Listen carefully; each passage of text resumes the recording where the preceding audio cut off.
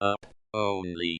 10, 9, ignition sequence start. 6, 5, 4, 3, 2, 1, 0. All engine running.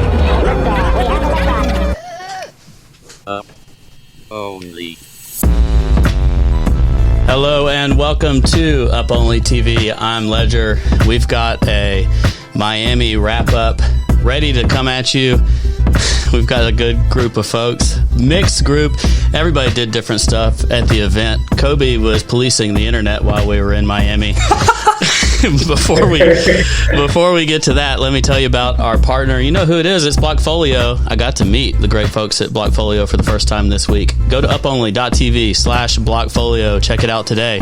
You can make your first trade on Blockfolio if you haven't before, and of course you can track your portfolio, watch it bleed out over time as the crypto markets die. You can do it all on Blockfolio. We're thankful for them to be our partner. Let's get to the show. Cobie, hello. What an advert, mate. What an advert. You just said install Blockfolio, you can watch yourself lose money. Or if the market is not dead, people can dollar cost average on their way in. It's the cheapest prices in months. Yeah, it is the cheapest price in months. It's a store value. It's gone back to the same price at the start of the year, just as everyone wanted. Chat is spamming. He's real. SizeChad, welcome. Welcome to the stream. Thank you. Real. Yeah, thank you so much for having me. It's been a fun week, and I'm glad to be here. Anytime, mate. If you want to replace me on the show whenever you want, just let me know. Just like you can take it. I'll stop doing it. You can have it. But welcome, Lawmaster, or is it Lawmaster? Is it like a gardening thing? You just missed out the N. Oh, Lawmaster, whatever. We're going. I gotta call you Larry. I can't call you Lawmaster the whole show. No, yeah, it's lame as shit. Let's just go by Larry. I think it's Lawnmaster. I reckon it's like you're just waiting to pivot to garden influencer later. Can someone that's watching start a Lawnmaster account and just Photoshop him into different gardens all the time? But like still really big, so he's like, look, the garden looks really silly. And Orbs, welcome, the host of The Observation, the podcast that has actually never happened. Queen of Lolli, welcome. How you doing? How was your Miami? It was good. I just got off a flight this morning, so kind of struggling right now. And I've lost my voice, and I think I have a cough, but overall, okay. That's dedication to being on Up Only, so thanks for coming. Yeah, I feel like everybody else has had at least a few hours to recover. Yeah, did you recover? Is your wife still all right with you? Are you cool? Because I heard you were flirting with someone at the conference. Excuse me, sir. I did not flirt with anyone. Someone flirted with me, and right. Crypto Bobby was that's damage control. Was witness to it. So you politely rejected them, said you were married, and moved on. That's right. Good, nice, well done, well played. So we don't really have any agenda. We just wanted to do a Miami debrief, see what happened, see how people's experiences were maybe similar, see what people thought of the conference. Did you all attend the conference in person? No. I did not. No. Right, so we did good research on the guests. Aubrey did. I personally attended it. But you spoke at the conference, right? Yeah. Would you have attended the conference if you weren't speaking? She works at a Bitcoin company, so I think she has to say yes. I have to attend it, but yeah, I didn't show up bright and early every single day to listen to all the panels and discussions. But I mean, it was interesting overall. I give it like a 7, maybe 7 out of 100. Nice, that's not bad. So Kyle, all right. So what were the best moments? Hold on. Kyle in the chat. Sorry, my bad. Kyle in the chat is saying, "I can't believe SizeChart is real." He's calling you SizeChart, not SizeChad. Someone else is asking if we can chart your chin. They want to know if you have a chin routine. No. I have to say, you're very intimidating. As someone with, basically no chin, just the chadness of your presence, it's very intimidating. Well, it's funny because like before like the Chad meme was like really a thing, when I was in college, I made my Facebook name Chad. So nobody like really knew my real name. And this was before it was like a meme. And so I had like really close friends that didn't know my real name until like after we finished college and like we were living in New York City together. And now that's like this meme. And so I don't know, I guess it fits perfectly. I mean, I joined like a year ago and I was cracking up when I was typing in the name like SizeChad on Twitter, but it's kind of taken off. You were born for this moment. Right. Wait, so you invented Chad? That's a very SizeChad thing to do. This was like a 2011. On Facebook, my name was Chad, so I could stay like anon. And so like a lot of my friends in college didn't know my real name. SizeChad is Satoshi, confirmed. Yeah. But I'm not going to take credit for that, for the meme, but it was always my alias, I should say. So you must be three of the most recognizable people from crypto Twitter. SizeChad, because people didn't know you were real. They thought you were like a photoshopped avatar. Larry, because you're like 7 stories tall. And Aubrey, because you posted that great tweet about the distance between the moon and that went viral. And everyone was like, oh, she's the person that posted that tweet about the moon distance. I was about that. To this day. Can we just clear that up for the record? On Up Only? Sure. What's the actual story behind that? I posted a tweet and then you copy pasted it and got more retweets than me. The actual story is there was someone that copied you and I was trolling them. But then everyone got mad at me for trolling that guy because no one knew who he was. Wasn't it Jason? Was it the parabolic guy? Or was it was one of those like CFA accounts or something? Yeah, it was something like that. And you attacked him, and so then to make fun of the whole situation, I just reposted it and then it went off. But yeah, it's your tweet now. You got like 4 Was that times. early crypto pasta? I can't tell what's pasta now and what's not anymore. Like pasta is short-lived. Yeah, I never understand. It lasts for like 10 minutes. The one the other day about the genius guy who's like, I'm more intelligent than 99% of people of all ages. I'm working on my ego. That one was like some of the best shit I've seen in a while. That one was really funny. But you're 3 of the most recognizable people from crypto Twitter. What was Miami like for you? Was it people constantly coming up to you and saying SizeChad is real, or saying wow you're really tall and shit, or was it just like normal? For me, it was pretty unique because it wasn't until I was like just grabbing lunch at like Chipotle like Thursday, like right after I tweeted that thing, and I got stopped like 5 times on the street like for pictures, and I was like not even close to the conference, like I was like miles away. And I was like, oh crap, like. And then I only saw people like at night, but in like the club, like everyone kept like coming up to me and like, but it was nice. I met a lot of like, everyone was like really, really cool, really nice. It was funny seeing like people like squash like Twitter beef and kind of like hit it off like IRL right from the jump. So it was a unique experience for sure. But I wonder what it would have been like if I had, stepped foot remotely close to the conference itself. Maybe there's more crypto Twitter participants hanging out near Chipotle than there was near the actual conference. Right. Yeah, possibly. Yeah, it was similar for me. Like I got recognized a decent amount, but then I went to this restaurant party, and that was, I think, Thursday. And, it was a decent amount of people that came up to me, took pictures. But then like 2 hours later, SizeChad came in, and all of a sudden it's like a fucking like tens of people just crowding him. And like, I was there with my fiance, and she's like, who the fuck is that guy? Like, is that a celebrity or someone? And I was like, I don't even know how to explain that. But it was ridiculous. It was like within like 5 minutes, it was like 20 people around him just taking pictures one by one. It was like, I've never seen that before. It was absurd. It is a unique phenomenon. Has it been like this all your life, or is it just like a thing that's recently happened where you called yourself SizeChad and crypto Twitter went, yeah, that is SizeChad, that makes sense? I think I think it's certainly something that's definitely just happened. I've always had a lot of friends and whatnot, but like this has been a unique experience for sure. And going to the Rare Stone party was like, because there's a bunch of people there. That was pretty eye opening. I gotta say, the Rare Stone guys,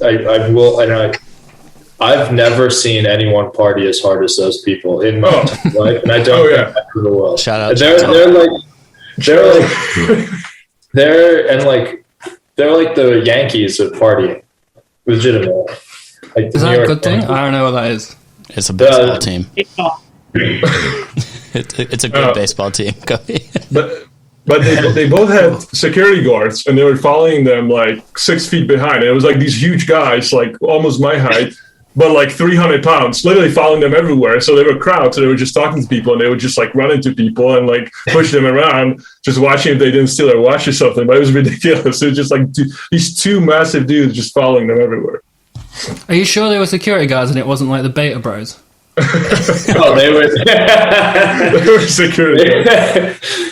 They were security guards for sure, and yeah, they were with Charlie and Rookie the whole time, and man, they trolled me so hard because there was some luxury brand. One of them was wearing the T-shirt, and I was like, "Is that a crypto fund?" And they just made fun of me for like an hour because I couldn't tell like these luxury brands one from another. But between Charlie and Rookie, man, like they were living it up the whole time. Yeah, they were the Balenciaga. I don't know what that is. Balenciaga. That was a company. You thought it was a fund? Yeah, I thought it was a crypto fund. In your defense, if we're going to start a fund, we should name Balenciaga now. In your defense, it was a sort of collegiate / Bernie Sanders Balenciaga t-shirt, wasn't it? So it wasn't just like the weird shit. It wasn't like one of those massively oversized weird things. In your defense, Ledger, got to come to your defense every now and again because you get dunked on so often. Appreciate it. Although my favorite person that could somehow manage to continue getting dunked on while there is the 5'4" versus 5'10" meme between Marin and Gainsey. Gainsey said he's 5'10" like 500 times, and the picture with him and Marin is just like toe to toe, perfect exact height. Apparently I'm at Gainsey in 11 in this club, and I just don't remember. I don't know who he is. It's just like I shook his head. Apparently, I was with Gainsey all weekend, pretty much every night, and you definitely met him at 11 on probably Wednesday night, I think. Yeah, I just don't know who he is. Just, do you know, have you seen Harry Potter? Yeah. Just imagine Neville Longbottom from Harry Potter. And did you meet Neville? Did you meet Neville? Because that basically looks exactly like Neville. But hair. Neville when he was younger, and Neville today. A bit in the middle. Okay. Neville today looks alright, doesn't he? Neville today is like he came up. Yeah, when he was younger. He had a glow up, so there's two different Nevilles you could be referencing there. Yeah, it's like 50% progress towards glowed up Neville. Like he don't look terrible, but like he don't look good. Oh. Gainsey's down bad, I guess. Gainsey was great. I hung out with Gainsey on day one, and he was awesome. We had fun. Yeah, he's a great guy. I spent a lot of time with that. We spent a lot of time with him over the whole weekend. Can you just like out him, tell us some stories of shit that he wouldn't want us to know about Gainsey? Yeah, ooh. just the odd tale.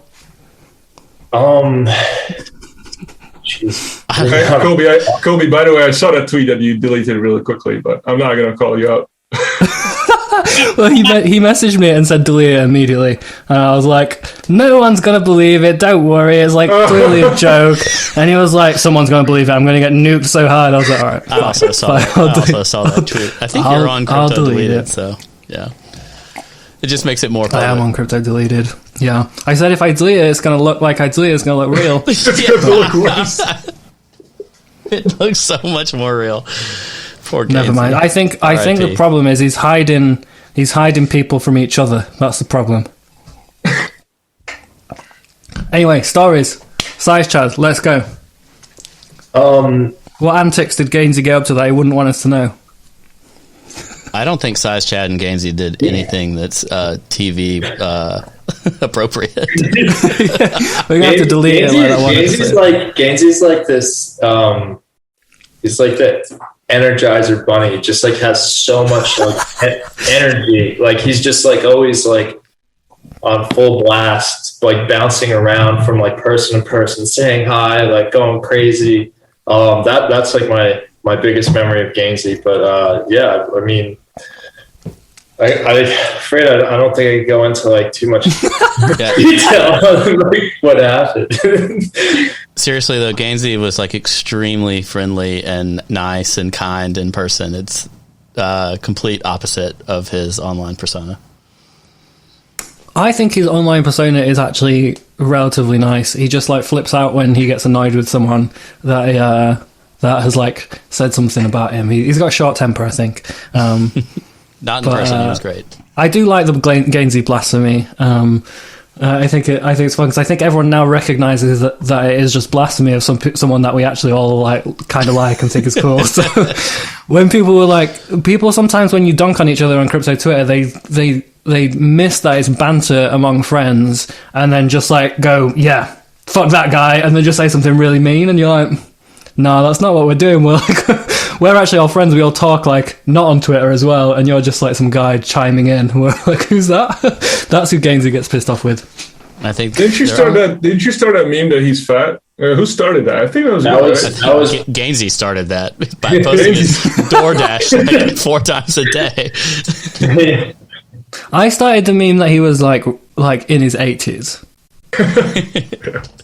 I started that one, and then it transitioned into him being amply sized. Yeah, so you got to meet Gainsey, you got to meet Rocky and Rocky's bodyguards. Was there anyone there that was just like super surprising? Like, wait, you're the person behind that account?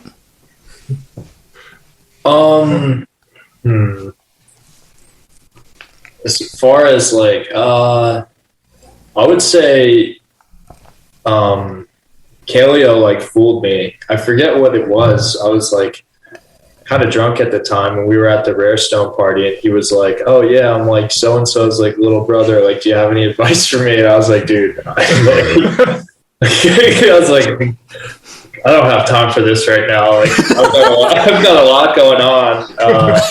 I'm trying to make like moves here." And he's like.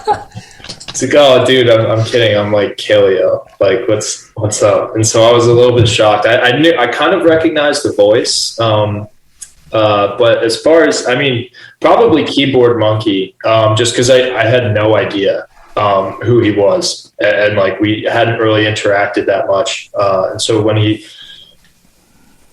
told me who he was, I was a little bit shocked, and we hit it off. Super nice guy. Yeah. Nice cover, guy. Nice. You keeping his identity secret. Or hers or whoever. All right. Yeah. In my head, Keyboard Monkey's that old avatar he had with the monkey with the headphones on. Yeah. That's. Have you met CL SizeChad? You probably don't know him. The cat. Yeah, it's the yellow. I'm not sure if I did. But I hung out with Loomdart. Like that was the first person I met was Loom. He FaceTimed me Wednesday. I didn't get to see CL or Loomdart, and I feel like there was like a special like small things conference that I didn't get to go to. Yeah, I wanted to meet CL, but I thought he would be with like Loomdart the whole time, but I guess yeah, he was. I mean, I think he just got there late, so you might have like missed it because he got there like Thursday or Friday. But he was also a super chill guy. A little bit surprising as well, but obviously I don't want to dox like how he looks or something. Is it surprising because he's a cat in real life? That would be. I don't want to. No comment. All right. And Aubrey, you seem to have a slightly different Miami experience from all your content. You were hanging out with like Mr. Beast and Logan Paul and shit. So did you get to meet Loomdart? Did you get to meet any of these people? Or problem. Like, how would I know who they are, obviously? And then they didn't come up to me. I don't think we're at the same parties. I think I didn't get to meet Gainsey. I really wanted to meet Gainsey. I think I messaged him at, which party was it? It was wherever Diplo was, and then couldn't find him. And ghosted by Gainsey. We just he was like, I don't know, he tweeted something that he was at a table. I was like, Gainsey, where are you at? He just would have collapsed under pressure. Couldn't do it. And we just went to like basically 11 every single night. And then as we were like winding down at like 5, 6, Charles and Rookie would show up every single time with like Nikos and Luke. And like, I just had to stay because like, they would drag me back like as I was, trying to leave. And, but if you went to 11, like, and you were there at any time, you probably saw Gainsey and didn't know it. I believe that may be an adult establishment. Really? Yeah, I think so. I don't know. I didn't go, but Yeah. Wait, so if you went to this adult establishment at any moment in the entire Gainsey Miami was conference, there. Gainsey was there. that was the rumor. If you were there, if you were there from like midnight to 8 a.m. on any of the days, you would have ran into like us and like Gainsey and like those types of. And that's why it was a unique experience because like I was like going viral and all this stuff, but like I was either indoors like shivering in my bed or I was at the club until like 8 a.m. with Larry and nothing in between.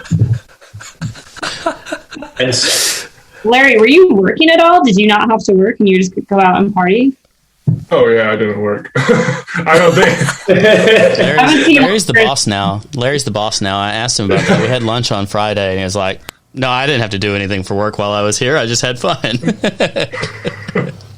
Just tell other people what to do now. Yeah, we now have 15 people in my team, so it's all good.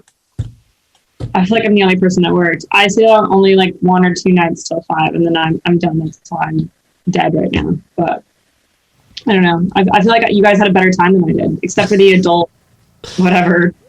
I don't know about that, but. So did you spoke at the conference? Did you do a talk thing? How did it go?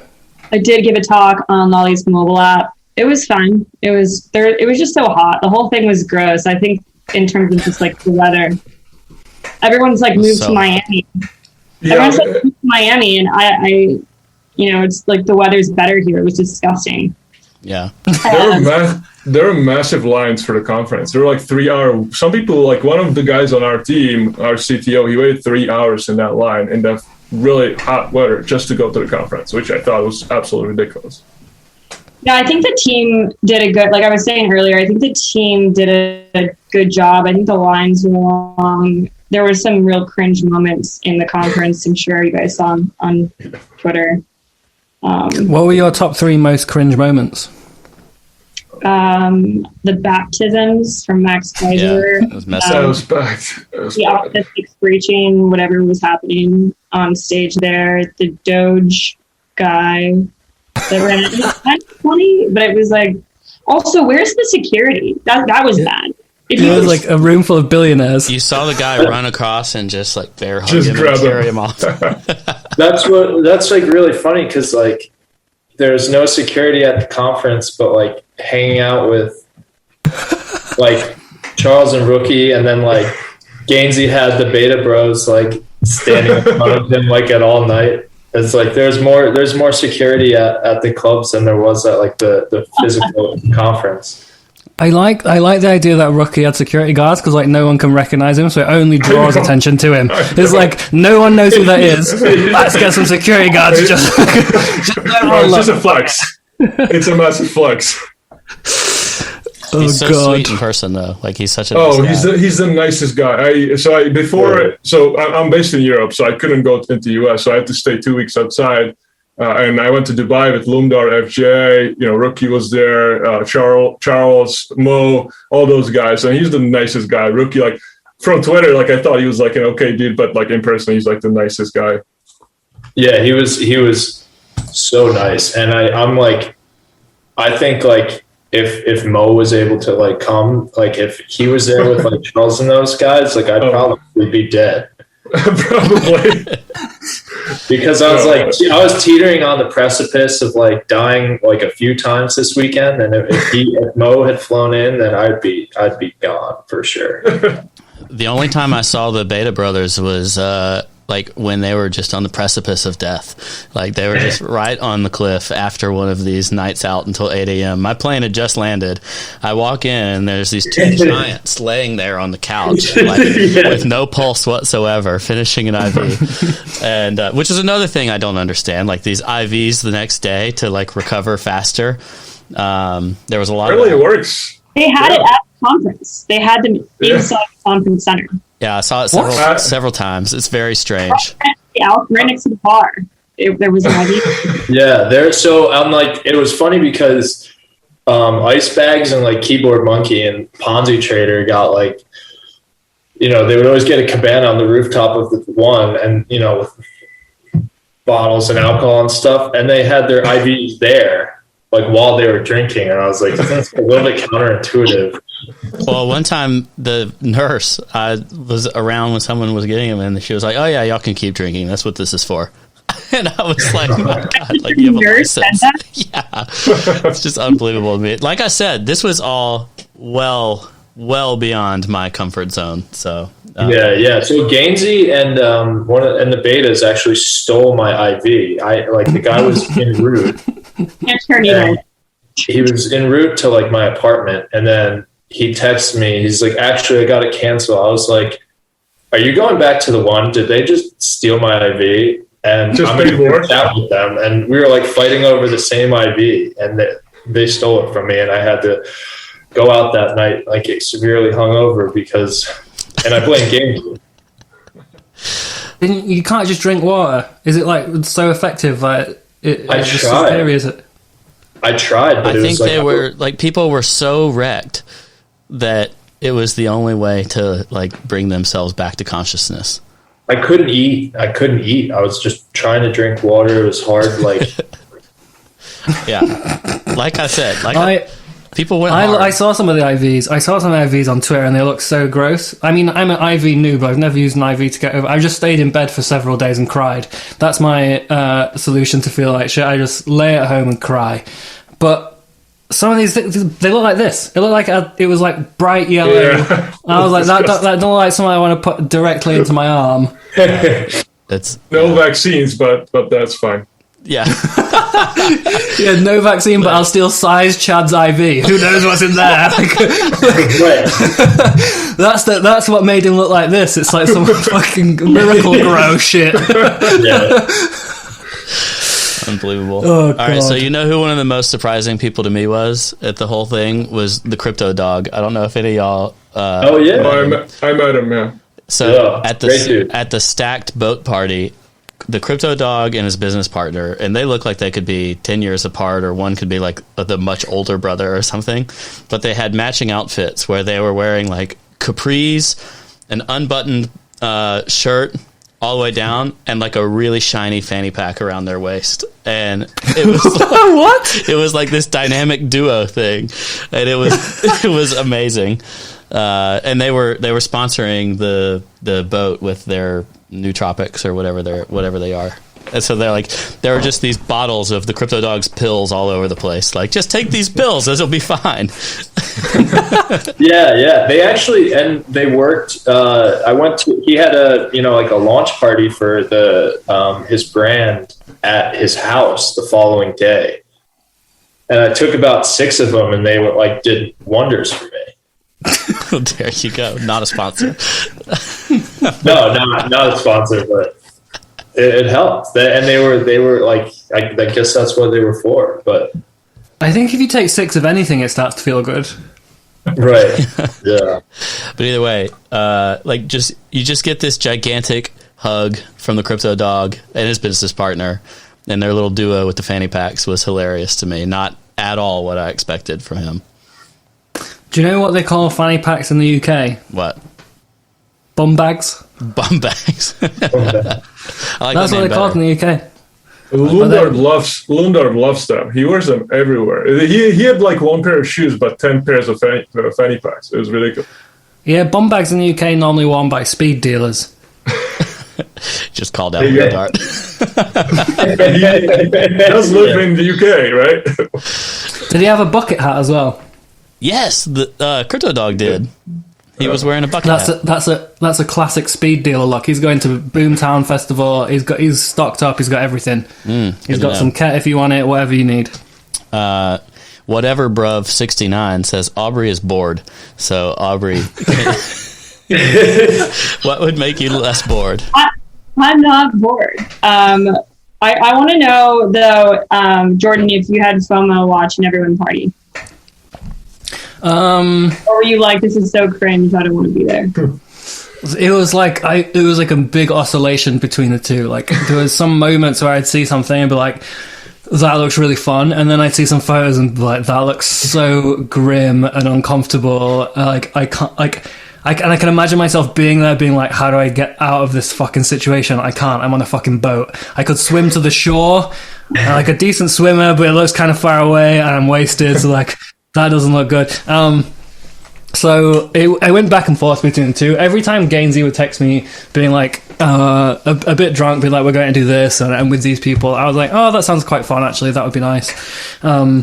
But yeah, so it was like 50-50. I think it would have been... I would have missed my mom's birthday, so I don't regret not going. How was the birthday party? That is not why you didn't go, though, right? You said you could. It was like okay. No, so you can leave the UK, but you have to go to Dubai or somewhere else for 2 weeks first. And that 2 week period, I would have missed my mom's birthday. So I was like, fuck it. I can't bother to go to Dubai for 2 weeks. I can't go directly, and I'm not missing my mom's birthday for it. And yeah, my mom's birthday was very nice. We didn't go to 11 or whatever. We didn't have IVs. we didn't go on a boat with Bob Laxative. But oh my god! All right, Bob Laxative was one of the first people I saw. I walk into this apartment, and he comes in 5 minutes later, and just like drops down like this, and he has a massive black eye, where someone just sucker punched him in the middle of the night. And I think he was still high on whatever he had been taking at 9 in the morning, and he just kept going the rest of the day. He was high on life. His parents might watch this, mate. He was high on life. That's right. He's a very energetic individual. He was very energetic. By like Saturday, I've never heard anyone lose their voice so bad. Like, this guy must have put down 5 packs of cigs a day. Yeah, like he really sounded like that from the get-go. Hey, Ledger, let me tell you about Cobie Ledger. I like Jeremy Jeebus's description of Bob Laxative as a frat boy trapped in a frat boy's body. It is so apt. It's very good. Also, everybody was very, very young at this event. Like, very young. I felt everyone's young compared to you, though. I know, like I felt full boomer in this scenario. Yeah, well, isn't that when the woman flirted with you? Isn't that what she said? Aren't you happy being like the sweetheart dad of crypto or something? Well, she didn't say dad. She just said sweetheart. Right? I just did a little bit of editorial. Yeah, you just put some editorial bonus material on that. Did you follow her on Twitter? Yeah, after she said that it was her, I followed her. She does TA. She's a chart person, so why not? So you rejected her calmly, but then you did like exchange information. You followed her. I didn't exchange information. I followed her. She says she's a full-time trader. So I was with her and Bobby, and they were trying to convince me that Rune has any value, and I was telling them it does not. Oh yeah, I saw you got into an argument with the official Thorchain Twitter account. Can you just explain what went on there? Somebody, Moon Overlord, said something about Thorchain not being overvalued and vaporware, and I replied to him and said I'm here for this because I wanted to see the drama. And then Thorchain like quoted it and said something like the only thing we have seen here is that Ledger Status has lost all credibility or something like that. I was like, what? You're like, little did you know, there's none to lose. That's right. And now it's just like, all right, let's go. If you want to roll, let's roll. So it's a centralized piece of crap, and it's going to go to zero because it's not a product. It's just a feature of someone else's product. So good luck, Thorchain. Wow. It's not going to work. Wow. Bobby, Does sorry, bags. anyone on this call own Thorchain? No, never. Aubrey, are you even allowed to talk about it because you work at a crypto company? It's all like Yeah, she's serious only and allowed shit. to You own like- Bitcoin. They don't. I saw one person from our company is watching this chat. I saw them in the chat. So yeah. what do they they? said they signed up for Twitch or whatever just to be on this. So I'm just gonna keep it in line. Are they in the compliance department? One of the co-founders. All right. Aubrey's Since the boss is in the co-founders are watching, you got. I was an angel the whole time during the conference, and Bitcoin to the moon. All right, you got 90 seconds. Tell us what it does. Tell us what they co-founded. Tell us about the product. Give us your 90-second advert. For Lolli. It's a Bitcoin rewards company. We give people free Bitcoin back when they shop from over 1,000 retailers like Marriott, Priceline, Expedia, Sephora, wherever you can think of. And it's a good way for newbies and even people who have been into crypto a long time to passively invest without really dealing with the volatility of the asset. So we've been around since 2018. And yeah, we just launched our mobile app. So that's what I gave a speech on at the conference. And we're still like a startup, but we're growing pretty quickly and hopefully expanding out the US in the next year.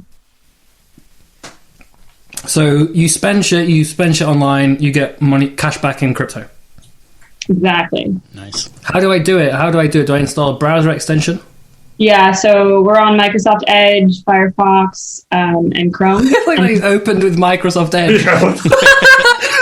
We're on Microsoft Edge, where the majority of our users are. Everyone's probably like Brave, but I mean we're on like 3 browsers, but and then we have the mobile app, so you can download either one. And Are you on Internet Explorer? go to Internet Explorer lolli.com. 7. You go to lolli.com and make an account. Do you not have, I guess you live in the UK, so you're not eligible. Yeah, I'm not eligible in our prison. What about the other members of the chat? Are you guys on Lolli? Ledger, just pretend you are, because it's sure. good for the content. They're good and be. Yeah. I'm also in Europe, so okay. What thing? Work together on that Tether that connects. What? Yeah. Do you remember when I was at Waxman and you were like worked on that Bitfinex story years ago? I feel like that's the last Yeah. Yeah. Wait, Larry doesn't look comfortable talking about this, so I love this conversation topic. is this Let's some dig, kind of let's dig terrified- deeper into this experience. His face said, please let's move on, so I want to go deeper. No, let's do it. I just don't remember, honestly. And but I think, yeah, I mean, we, initially when we started the block, like 2018, we kind of like established ourselves on like reporting on Tether, and so that was what we spent a lot of Tether time on. Fudsters. Yeah, Pointer Tether Larry. FUD. Yeah. So, I mean, yeah, I like mildly remember, but I don't remember like us interacting. Yeah, I just remember I was in Rome on vacation and you were like messaging me for a quote from Bitfinex. And I was like, That's possible. who is this guy? That's the first time I actually ever interacted with you. I was like, I don't know, it was like very late at night, but Wait, did you used to work at Bitfinex? no, Waxman ripped Bitfinex, which is questionable. And that's all I'll say on that. That was your PR company? Yeah, Waxman was a PR company before I went to, Gotcha. it was one of my companies. I want to mention, just because I'm reading the chat, and Barney the Boy posted this video of like these 2 Australian guys fighting, saying that it was Gainsey and me. really, really late at night, and like everyone believed it was, and it's like not at all. And so somebody said, "Who paid for the door?" Because they like punched through the door in the middle of like this like a fight. But Gainsey paid for it. Wait, in a Airbnb or where? No, I have an apartment here. I'm down. Like I'm based. Yeah, he lives in Miami. Sorry for the docs. I watched that video, and I was like, surely this video is staged. Because he throws him out the door onto the floor, and then within half a second, the guy puts his hand through the wall, but they've also turned the lights off inside. So there's like a weird, like, sci-fi, like, cool cinematic effect of the light coming through, and I was like, surely this is not real, surely this is a staged video. Is the original video real? I have no idea. That's like, those guys are Australian, and now a lot of people thought that I was Australian because of that. They're like, oh no, I could hear it in the accent. I'm like, dude, that's not me, but I mean, go with it. It's like, that's what you want to believe. Plus, let's be real, like, even if Gainsey's not actually 5'4", a fight between Gainsey and SizeChad is not going to last very long.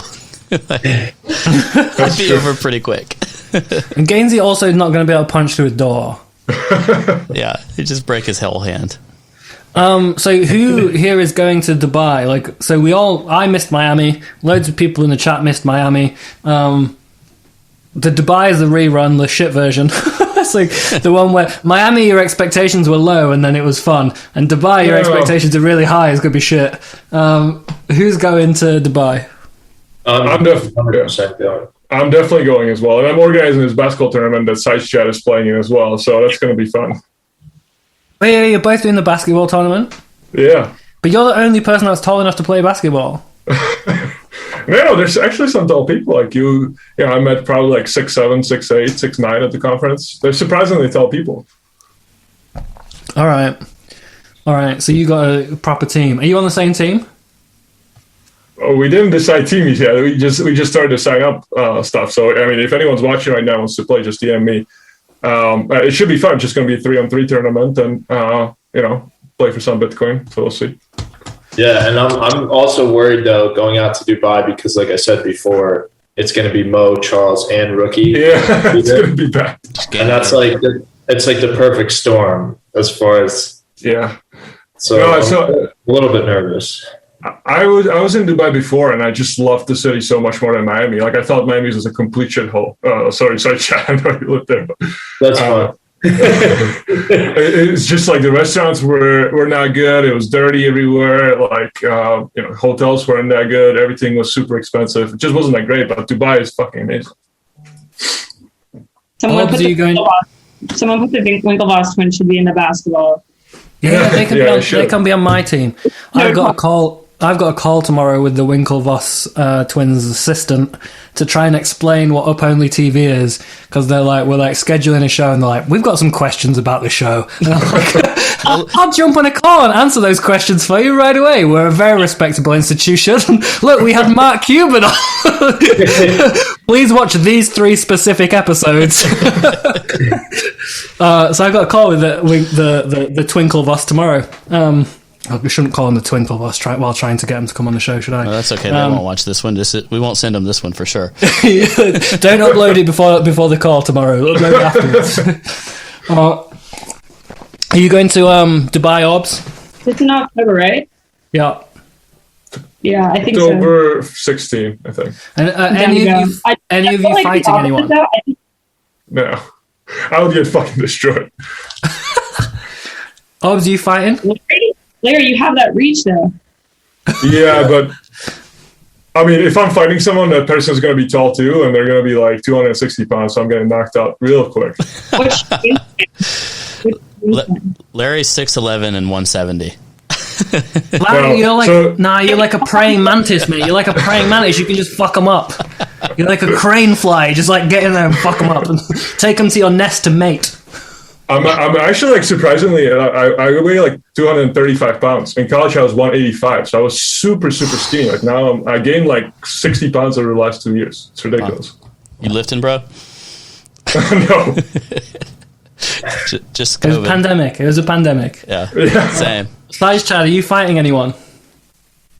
Oh, probably not. I just don't know if I want to like train for something like that. I'm not as active as I once was because of the pandemic, and I'll probably get a few concussions leading up to it, and then in the fight as well. So I mean, we'll see, but most likely Most likely, no. I'm just gonna. I'm like the. Also, I don't want to take away from the headline, which would be Cobie versus Loomdart, which is like the match of the century.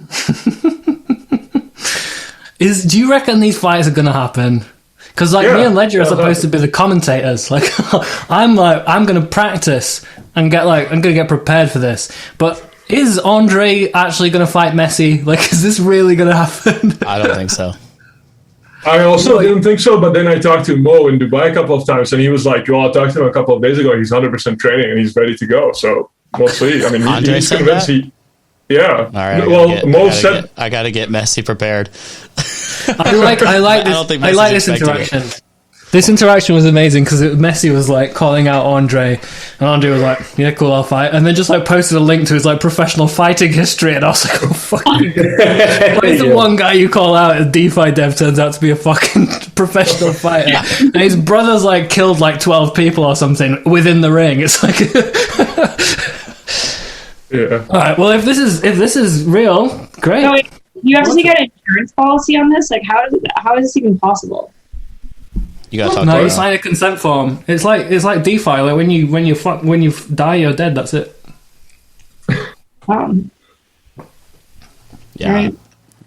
That's the way it goes. Is that why you're back in the gym? What was your tweet that you're going back to the gym? You went one day because you're secretly planning to fight?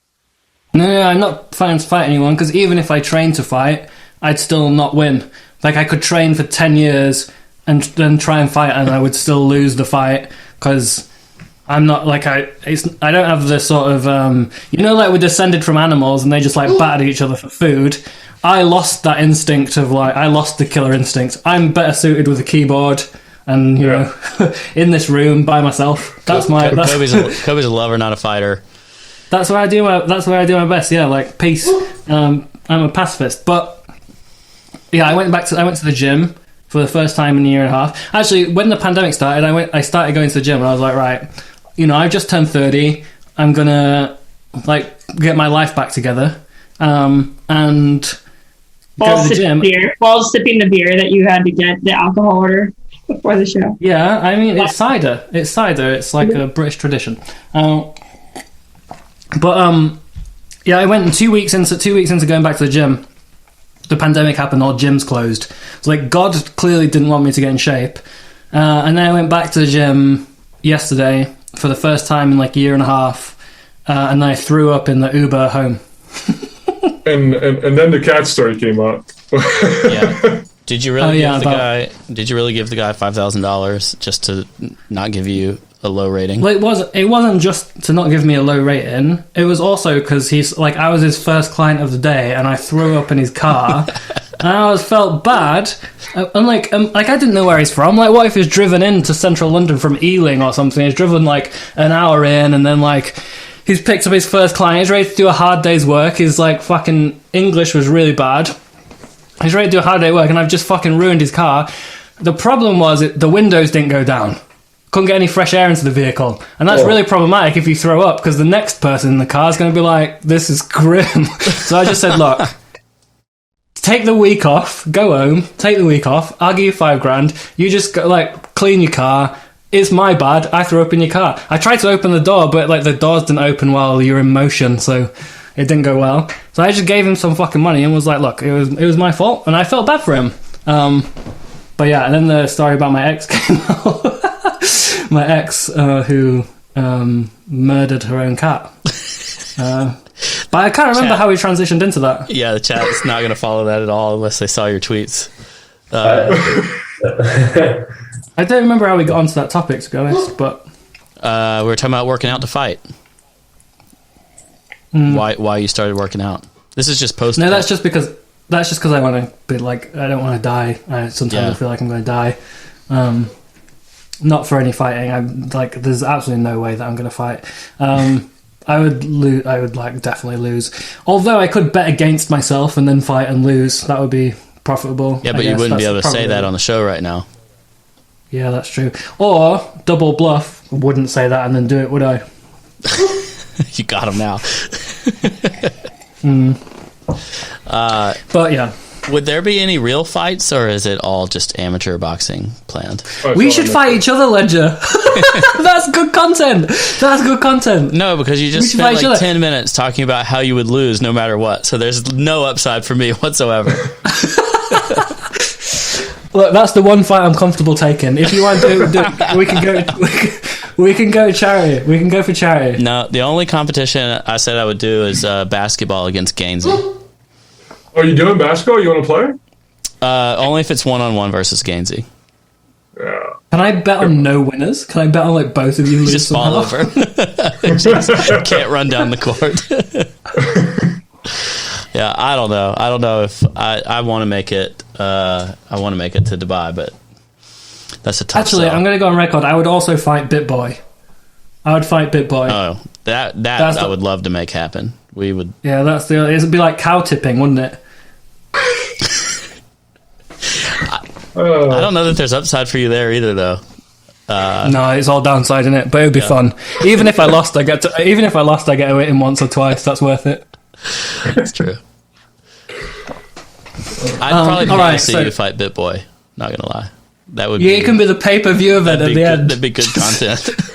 two people that can't fight. The most embarrassing fight in humankind. Like if we're visited by extraterrestrial life and they just happen to come at the time I'm fighting BitBoy, they're just like, nah, let's go. I picture you like very cat-like in that scenario. Like he's just going to end up with lots of scratches, but no real like body blows, and then you'll just have like a whole half your face dented in from one punch. Yeah, he's got a lot of weight behind him, hasn't he? Yeah, if he lands a punch, it's over. Yeah. Anyway, Udder of a man. But back to the topic at hand, because you got to remember the Lolli co-founders are watching this live. Oh yeah, that's right. So we've got to pretend to be a respectable cryptocurrency podcast. At Miami, we had our like cringe moments. Were there any highlights? Was like any good shit happened? Did you learn anything about Bitcoin or crypto that you didn't previously know? Like none of you can answer because most of you didn't go to the conference, so we got to ask Orbs. Anything good? I think there was like highlights of, Cynthia Loomis and some regulators coming on, but and also like the Jack Mullers thing at the end was cool, but I think that some of it, there was too like tribalistic at some points, and I didn't really like the what was the panel? The toxic Bitcoin maximalism is a feature, not a bug. Yeah, and then Borghi. Yeah, that was actually one of the things that put on that was titled by the conference, and I just thought that was a bit over the top. But yeah, I mean, I think like the first day there was some good speeches, but yeah, I thought a little bit of it was too cringe for me. I think it could have been better. I walked away sort of with a bad taste in my mouth, but like I want to be invited back to speak, so I can't really. That hard. It's over now. It's over. Over now. Don't worry, they already turned it off. We're like 50. We're 53 minutes in here. It's like only the true fans are watching now. Yeah, if the Bitcoin conference organizers are this deep into this episode, then like you should call it a conference. They should call it a party or something like that, because it wasn't really a conference. In terms of like, why was Tony Hawk there doing a trick that was an NFT? The last time to do it. Yeah, he did this trick, apparently. That was like the last time he'll allegedly ever do it in his life.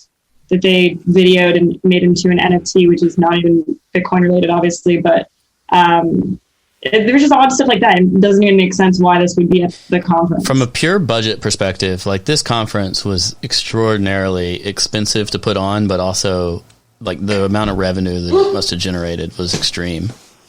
Oh, it was so much money. Yeah. My favorite conference moment was when they invited Floyd Mayweather and then he said some shit that they didn't like. So everyone on Twitter was like, why would you ever listen to the opinions of this man?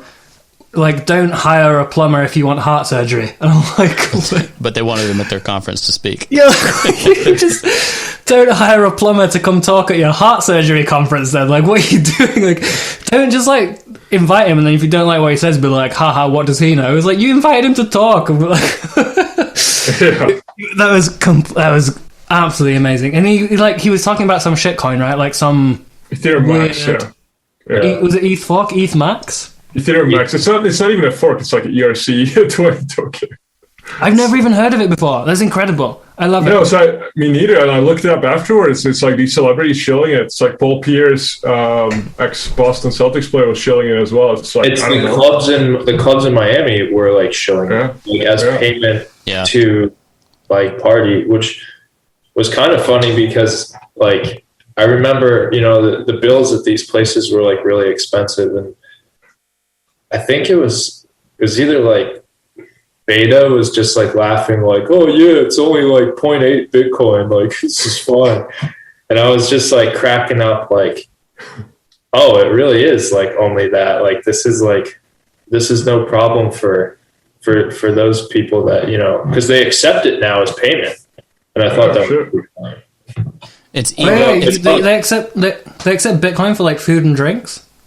Yeah, I'm pretty sure you could have. There was like a line of people waiting 35 minutes for their drink for like 6 confirmations. Like, I'll just be here. Yeah, pay. You just keep waiting. Don't worry. It's called. I've withdrawn it. From Bybit. They process their withdrawals at midnight. Just like wait 4 hours and you'll get the money. I promise. Yeah. One thing. Oh, I was going to say one thing that was pretty cool that, at least to me, that I wasn't at the conference. It was at Dog's party. Was Ross Ulbricht's mom was there, or I think his dad too. I thought that was pretty interesting because that's like kind of how like a lot of people just got into space in general, like years ago, whatever. So I thought that was pretty cool. Yeah, and he did the interview from prison as well, didn't he? Was that at the conference, or was it like related to the conference? I saw Nomad post a thing of it, and I read the transcript. I didn't watch it through. I mean, it is interesting. Like Brad, cringy Bitcoin maxi Brad Millscan. I actually kind of like Brad. I mean, like I think he needs to accept that he's cringe, but I think he's harmless cringe. He did a poll on like, did Ross hire a hit on somebody to see who would say yes and no, and like so many people still think that he hired a hit on a bunch of people to get his Bitcoin back. Yeah, and like that whole thing is like so fucked with the like corrupt FBI agents being involved, or was it FBI or like CIA or whatever? Yeah, the people that were responsible for the investigation that was used for his prosecution ended up going to jail for a whole variety of reasons, and trying to steal the Bitcoin as well, right? Yeah, and it should have really put into question everything that they participated in terms of the investigation on him, but they didn't like take any of that back in terms of like Peter McCormack has a pretty good series about the whole Free Ross campaign, and includes interviews with his mom Lynn, and it's pretty eye-opening just to show like how bad the prosecutorial process was against him. So even if you think he was guilty, like it still seems like he probably wasn't given justice in terms of a fair trial, which is highly suspect. I don't think they weren't even allowed to use the corruption of the agents as defense at the time, I don't think. I think it's super, super sad. I read Ross's Twitter account all the time, and like if I were SBF and I donated millions of dollars to the Biden administration before I won, I think my only personal motive would be like a Free Ross campaign. Like, I don't know how many people watching will relate to this, maybe none, but like so many people that I know's initial story on how they heard about Bitcoin was related to Ross. It was always like a friend of a friend used Silk Road, or I used Silk Road, or whatever. And it was also the first large-scale product market fit for Bitcoin, which like I think some Bitcoiners will disagree with or dispute or whatever, or like try and deny. But from my point of view, it was the first like time on a decent scale, people could understand why Bitcoin was important. It proved the censorship resistance. It proved a bunch of theses about it. And I don't think it's like totally out there to say Bitcoin wouldn't be where it was today if not for Ross and if not for Silk Road, which like maybe makes like a dirty bit of history that people want to cover up. But you know, it's not always nice, is it? So yeah, the whole thing just like makes me sad when I think about it. I like get annoyed, and I really feel like he hasn't had like a proper due process. Yeah, for sure. But then I feel powerless and don't know what to do about it except send money to the Free Ross So Emacs has a supply of 2 quadrillion, and 2% of all transactions go back to existing holders, and it utilizes an eco-friendly approach to traditional token mining and distribution technology, as all tokens are delivered through automated farming.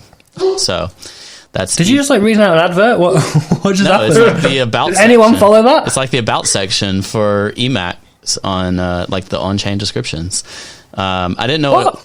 Yeah. What's Emacs? Emacs, it's the one that... Oh, right, Mayweather. Ethereum Max. Right, you've gone back to that. Right, sorry, Yeah. we were talking about Silk Road, mate, so you confused me. Yeah. No, I just was closing the loop on that. And it's got $15 million of 24-hour volume, which is insane. Like, there's so many of these scams that are just still so high volume on, like, trading on ETH and certainly on BSC. It's like 90% of everything on BSC. But even on the ETH chain, like the vast majority of transactions are still around these just absolute scam coins. It blows my mind. Yeah, I mean, at top of the meme token mania, it was like 95% of all Uniswap volume was just those tokens. It was absolutely nuts. And I think that has gotten a lot better, but yeah, it's still pretty crazy. And then, like you said, Iron Smart Chain, just like nothing else there right now. Yeah. Like, I don't know actually what, like, a single good project that's trading on BSC. Although the Updog guys did come up to me in Miami, Cobie. I forgot about that. What? Yeah, it's the Updog social team. They came up to me and were like, "We're gonna get you back. We're gonna get you to hold Updog again." And I was like, "I don't think so, bro. I don't think it's gonna work." That was the thing you bought. That was the thing you bought at the top, right? Yeah, I sold the top on Save the Moon, rotated it into Updog, and it didn't work so well. Right. But they're gonna save the dogs. That's what I heard. So, SizeChad, the people need to know, how did you get into crypto? What's your origin story? How did you end up here wasting your time on this thing that like calls itself a podcast, but is just honestly, who knows what this is?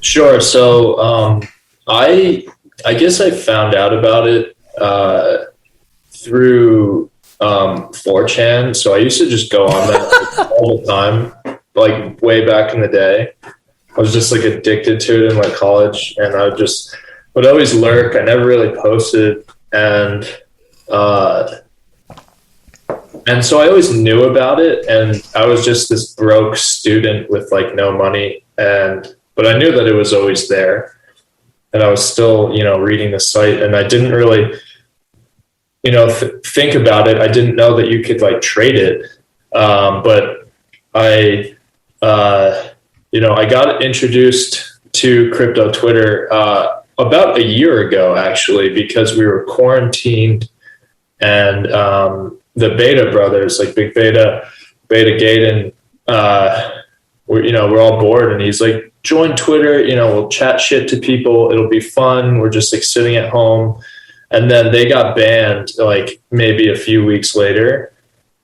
So I was just alone, and and then like blink again, I'm on Up Only TV with everyone. So it's been pretty funny, and it was funny because as soon as I joined, like nobody thought I was real, but like my profile picture just comes from, it was like I sent that picture to a girl at work at like 11:30 p.m. to like meet up for drinks, and obviously she didn't. But like I thought it was just such a funny picture that I just saved it, and I was like, oh, this would be like perfect. Wait. So your strategy for getting a girl to come, your like booty call strategy was to send your profile picture. Well, this was like months before that I even joined Twitter. Aubrey's face.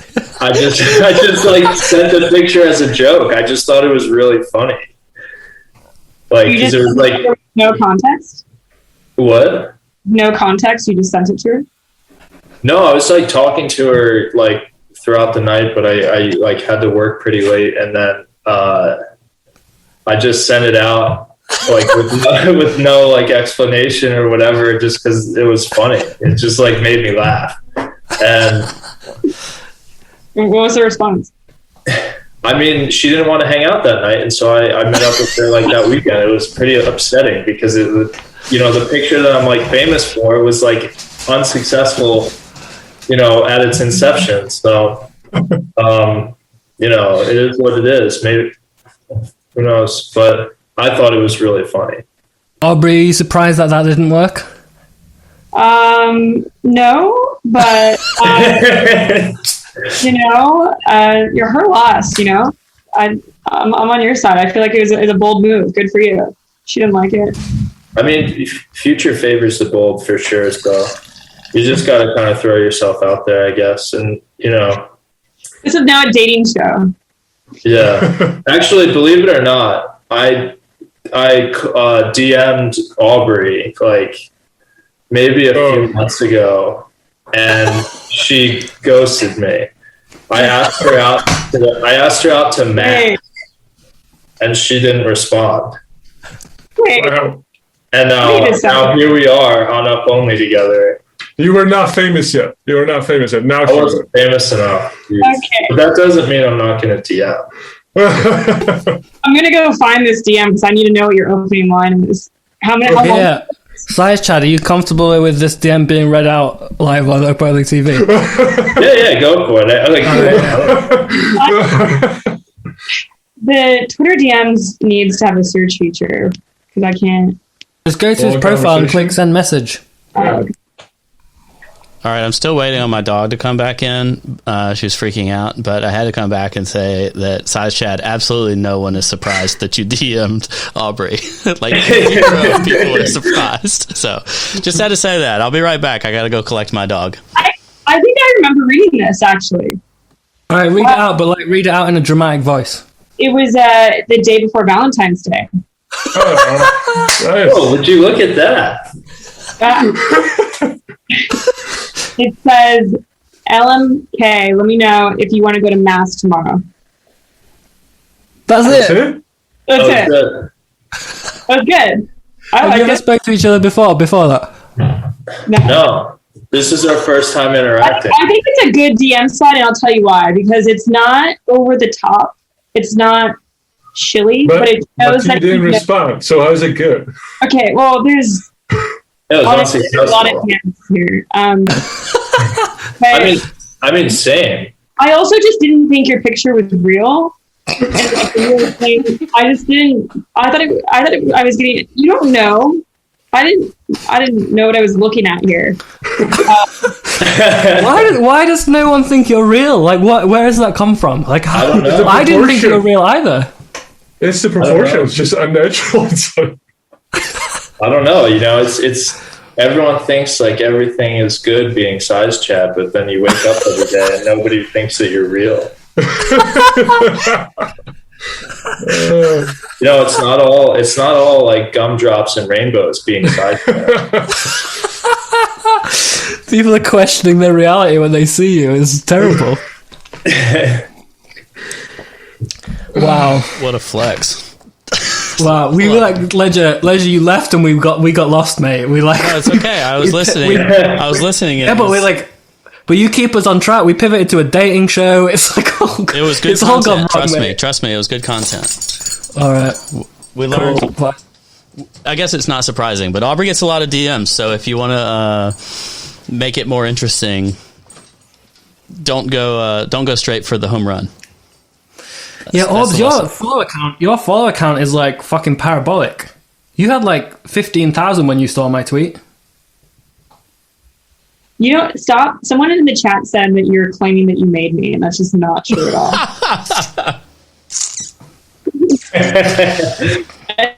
I know you want that. But I'm also funny in my own right, but yeah, I Look, appreciate I it. didn't say it, and it's I don't just a know, I think coincidence that DMs you're stealing my tweet as your most popular tweet ever.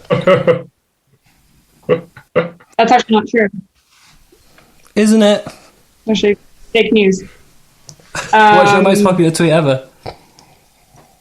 I'll have to look. I think it's when I tweet back at Elon Musk just because it gets so much engagement on his replies. But it wasn't like an original tweet. It was a reply tweet. Yeah. You reply guide Elon Musk. That's It could be engagement. It could be engagement. But yeah, I don't know. There's a lot of DMs that come through, so I just don't. If it looks with the anon accounts, I actually did go on one date with an anon person, one in New York. That DM. How did it go? It was fine. It was weird. A lot of people who are anon are cool, though. You know, they're actually very cool. I just don't. It's a lot of work if I can't just scroll your profile and see if you're a normal person or not. And it's like a weird. The Pepe avatar doesn't really sell it for you. Doesn't, unfortunately. And then all the ETH guys with their like pixelated little. You mean the CryptoPunk avatars? CryptoPunks, yeah. So can we get like a little miniature ebook on how to simp properly? I was gonna say that the SizeChad DM was good because it showed that he recognized that I go to church. I'm Catholic. I must have realized that. I would ask him to go to mass. So that was good. In a non-creepy way because it was in my bio, so it's not like he creeped that hard to figure that out. I don't know. I've never had to slide into someone's DM, so I don't know what I would say. That's kind of a flex too. Yeah, so it's funny because like I didn't need to like DM anyone this weekend because everyone just came up to me. You know, like wait, is this a normal method of trying to find people to hang out with in Miami? You just DM strangers on Twitter? Me? It's the best dating app, I think. Well, yeah. I mean, I cold DM chicks on Instagram all the time. Oh wow! So that doesn't make me feel. That makes me just feel like you just spam everyone. No, but it's like it's like. I mean, why not? Like, what do I have to lose? Like, all right, they like air it out. Like, all right, that's cool. They might go on Up Only TV and talk about it.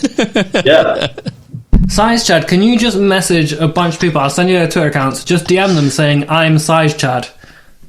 That's your opening line. I'm SizeChad. I reckon that's going to have a higher success rate. Well, it's funny because like when I was out this weekend, even like these girls at the club knew who I was, and they like were not associated with the conference like at all. How did that? They just came up to me and were like, "What?" How did that feel? Well, like I just knew it would happen. I didn't know when. You know, It was inevitable. Wait, he is Thanos. It's true. Like this is just the human version on his way to being Thanos. He's inevitable. Oh my gosh, it's unbelievable. It's good content. it was funny. It was. Wait. So did you hook up with any of these people who knew you before you knew who they were? Oh no, I heavens no, I wouldn't. Heavens no. Not going to answer any of those questions. I think heavens no is code for yes.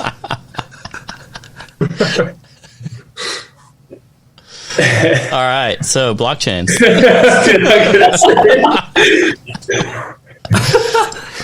Wasn't the Tuesday episode, Ledger, when we like planned doing Tuesday and Thursday? Wasn't Tuesday supposed to be the serious one?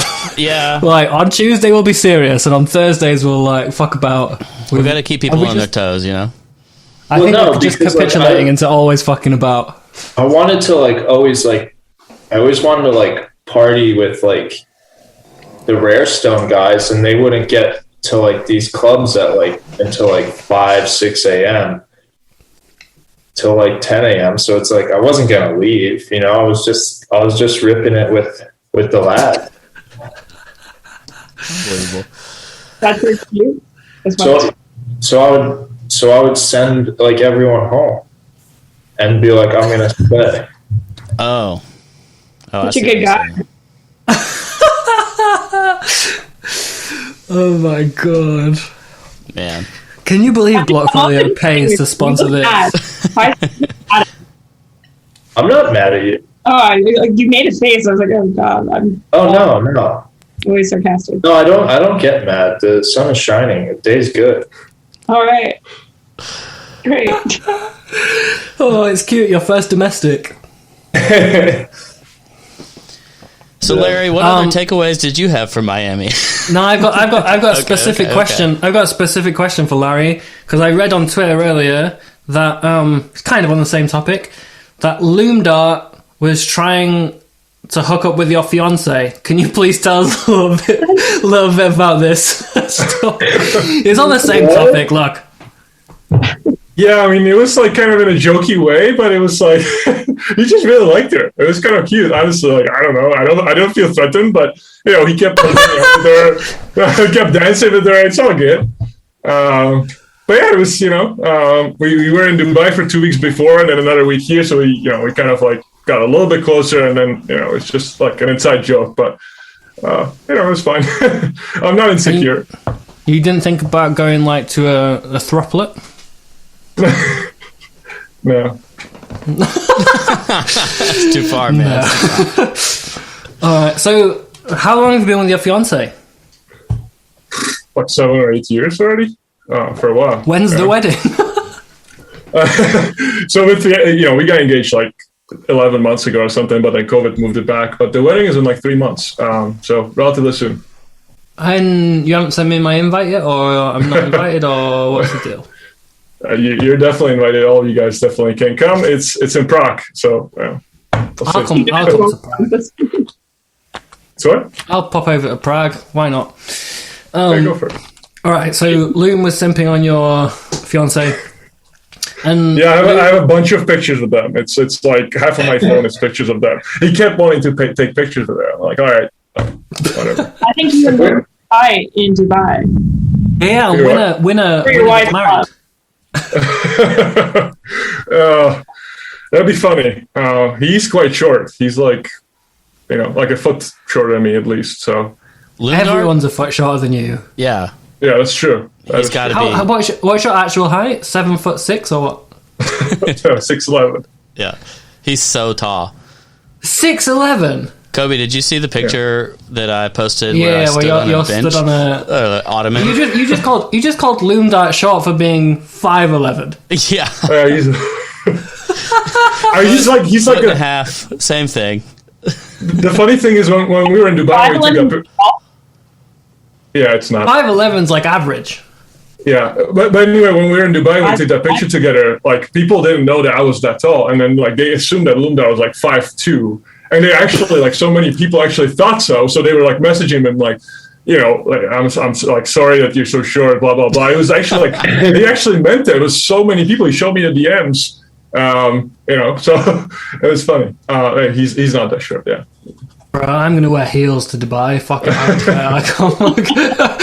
I'll rock it. Aubrey, can I borrow some heels, please? Size shoe. I'm size 12. Just wear the big platform It's not gonna boots. work, is it? It's not gonna work out. Unfortunately, I don't think they do size 12 heels. Maybe they will. I think they do.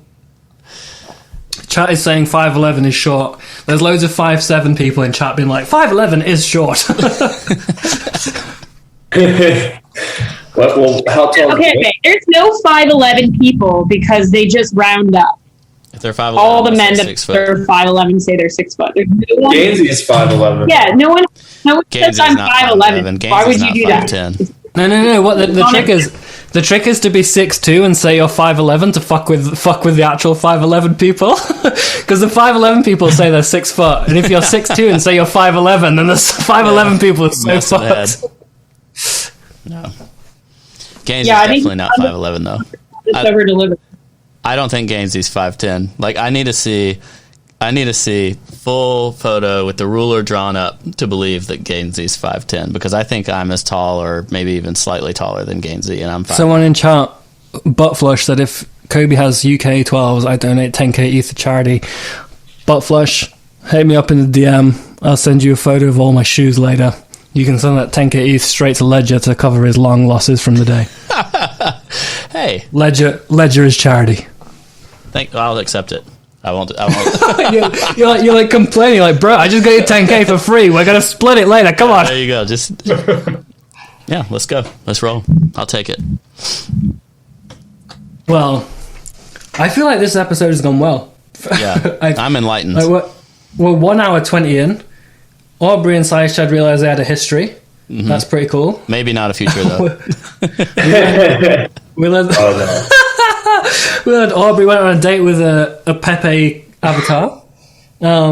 We've learned about SizeChad's 4chan history and how the Beta Bros got banned. So I thought the Beta Bros accounts were their real accounts, but this is like account number 2. This is like account number 4, I think, for Big Beta. But yeah, I mean that, and I was just left to like fend for myself, you know. And sorry, I'm laughing at chat. Someone just said, "Low-key, Aubrey is the prettiest woman on the plant." I think they meant planet, but the fact they said plant made it funny. Poop Man Cheese Boy wants to know SizeChad's trading strategy. All right, yeah, show your bag section. Let's go. Yeah. So it was funny because I was in an Uber from Keyboard Monkey and Ice Bags, like Penthouse at the one, home to get ready for dinner. And it was Ponzi, and me and him in the back of the Uber, and he just turns to me, he goes, "Bro, everything's about to dump." Like, and I was just like, "Oh yeah, of course," because like we're all just like so euphoric right now at this conference, having like a great time. Like emotionally, something's like bound to happen in like the near term. And so I guess it did, but I mean, I don't know. I'm more of like a facilitator than like a trader. I'd rather like connect people and like. Are you a no coiner? Yeah, but I'm more of like bridging, like I want to be involved in bridging like traditional finance and into crypto because like just to give it, you know.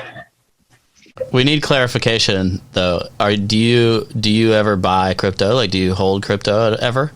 Yeah, of course I do. Oh, okay. Because I said, "Are you a no coiner?" and you said, "Yeah," and the chat's mad now. We don't need the SizeChad revolt. So just needed confirmation that you do buy and hold crypto at some point. Yeah, absolutely. Okay. Yeah, 100%. Yeah. I mean, the first time was like literally like way long ago. Yeah, you're just not actively trading or anything, which is fine. No, because I don't actively trade because I just like know that I'll lose it all. Like, and I've seen people like lose it all and just have to trade everything back. Like that immediately makes you a better trader than like 90% of people. Yeah. But no, I'm just like interested more in like the project side than the physical trading side of it. SizeChad's going to be biz dev at a derivatives exchange inside like 6 months. Have you noticed that SBF is slowly transforming into SizeChad? It's a very slow transformation. It could be SizeChad's younger brother, which is like small Chad. we need the hair like fully slicked back to see how it works on him. But yeah, I think he could make the transformation. It's like the Jeff Bezos thing from like 1990s when he's a bookseller to the 2020s when he's a rocket launcher guy. I don't think SBF's done his hair in the last 5 years. Yeah, it just like comes straight out of the bath like that, and he's just done. Doesn't touch it. Yeah. I liked that everybody's highlight of the conference was just getting SBF selfies. And like Sam every time just looks miserable. He's like, I just have to stand here, take pictures with 1,000 crypto degenerates. My favorite part of the SBF saga is Gaines's lack of engagement from FTX. He's like so annoyed that he didn't get invited to anything by FTX. R.I.P. Gainesy. Someone in chat says, "Up Only TV, please talk about Cope." Okay, we can talk about how Coke went from $8 to $1 in a single candle. If you really wanted to chat about it, it went to zero very quickly. Next subject. What else is there to say? Yeah. Thoughts about MicroStrategy's double down? Anyone?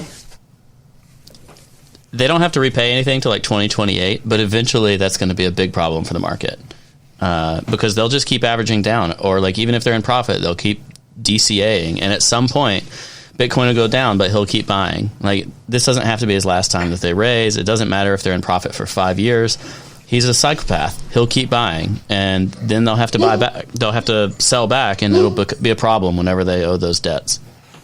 What I don't understand, and so he wanted to raise 400 million. Today he raises to 500 million. What I don't understand is, like, who's giving him this money? Like, if you have that kind of money, you want to get exposure. Like, why not just invest directly into spot or just go into GBTC? Like, what do you have to gain here? It's like, I just don't get it, honestly. It's like very limited upside, and you're risking way more than you would if you just wanted to get traditional exposure. I really don't get it, honestly.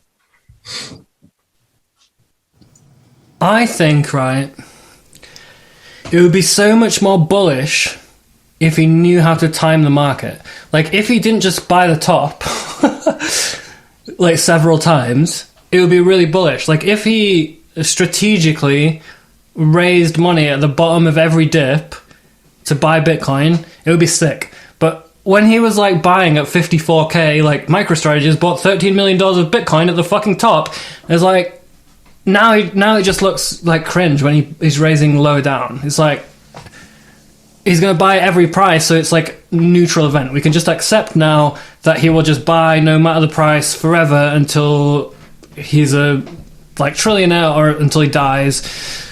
That's it. Like, in reality, we can accept is he buys Bitcoin no matter the price. It would be so much more bullish if he had a reputation for like placing well-timed buys.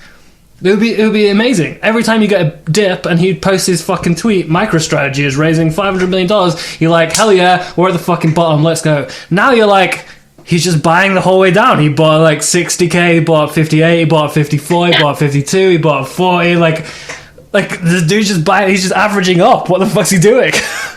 Yeah, like even if his buys were just automated to say, look, we'll allocate a certain amount of what we have in this note every time it goes down a certain percentage, then you kind of always know MicroStrategy's there, at least for a little bit, for that percentage of their allocation because it's down 20% or 25% off the highs. Because Bitcoin does that. It goes down on these dips, and that's where he can always reallocate some. That would make much more sense. But it's like he's the last person providing the bid before it washes out. And it's like, oh, well, MicroStrategy bought 12.4 Bitcoin at the top.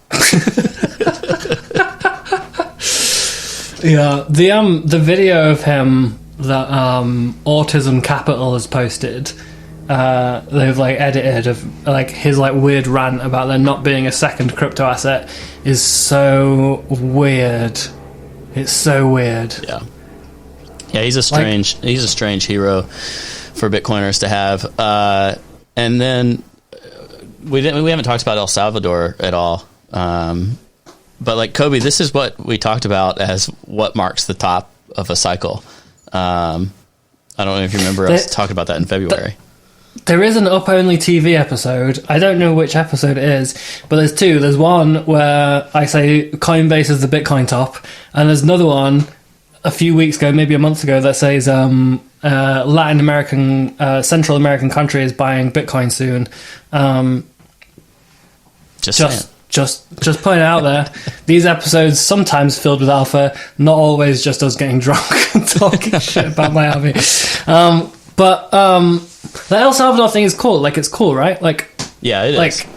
Like it's cool. It's not the first country I would have wanted to announce a thing like that, but I know that a bunch of countries in that area are thinking about similar things. Like Honduras is considering buying, and like places in the area are like going through similar thought processes, and someone doing it first introduces some interesting game theory, which is only good for Bitcoin. Like, that's really cool. A lot of people like I think the way they did the announcement was pretty bad. Like it was, I don't know what it was like at the conference, but like very confusing. on Twitter, my perception was at some particular time, like I don't remember what the time was, but let's say at 4 p.m., the biggest news in Bitcoin history is being announced. That's all I knew. It was like 4 p.m.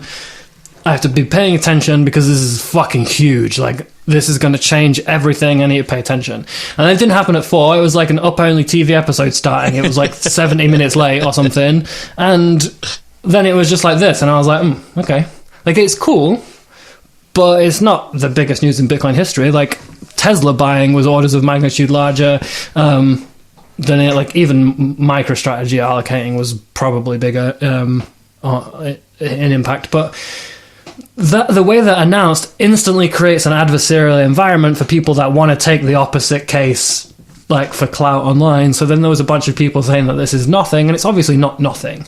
I think it's cool. It's just not huge. I think the Tesla and MicroStrategy thing is a decent comparison because maybe it's the equivalent of MicroStrategy. Like, nobody really heard a whole lot about MicroStrategy at first, so it's a good like starter company to allocate, and then it turned out that they're pretty insane and they went all in, but it was a good like example of a company allocating to Bitcoin. And in this example, El Salvador, if you don't hype it up so much ahead of time, it's a good example of a country looking to reduce their debt risks through the way they manage their currency.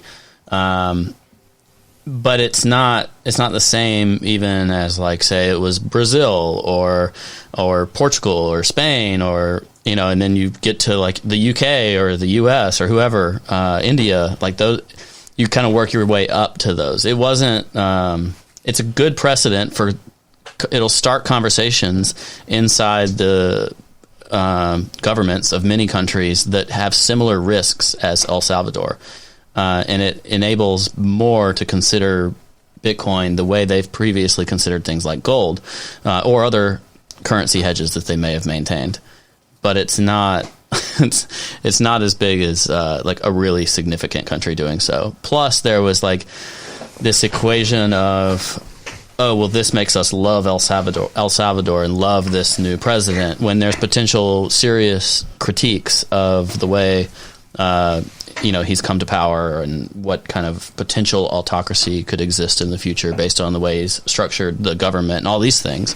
You just don't have to endorse it so fully. You can celebrate that it's being done, but not endorse it quite so fully. What was people making after they bought the house? One at a time. Hold on, go Larry. I was just going to say, like, people making up that they bought a house there, or people, companies saying they're going to move headquarters there. It's just so cringe. It's like, it's good news. And but look at like what the country is doing. It's a super small country. It's not really safe. It's just virtue signaling, all of that. How would you compare that to like Bulgaria, like holding like these big reserves that they, I guess, like stole? Yeah, we tried to look into that story like last year or something, and I don't think they're still holding it. Like, they did something weird with it, and I believe they don't hold it anymore. They just they either sold it or something. Really, everyone keeps saying that they're still holding it. They're a massive holder, but I think it's wrong. I think they sold a couple of years ago, and it was like a big anti-drug operation or something. And I'm pretty sure they auctioned it off somewhere. So I don't think that. Aubrey, what were you going to say? I just feel like with the I was behind the stage right before they announced the El Salvador news. And everyone was really pumped up, and they were like tweeting out, the biggest news ever.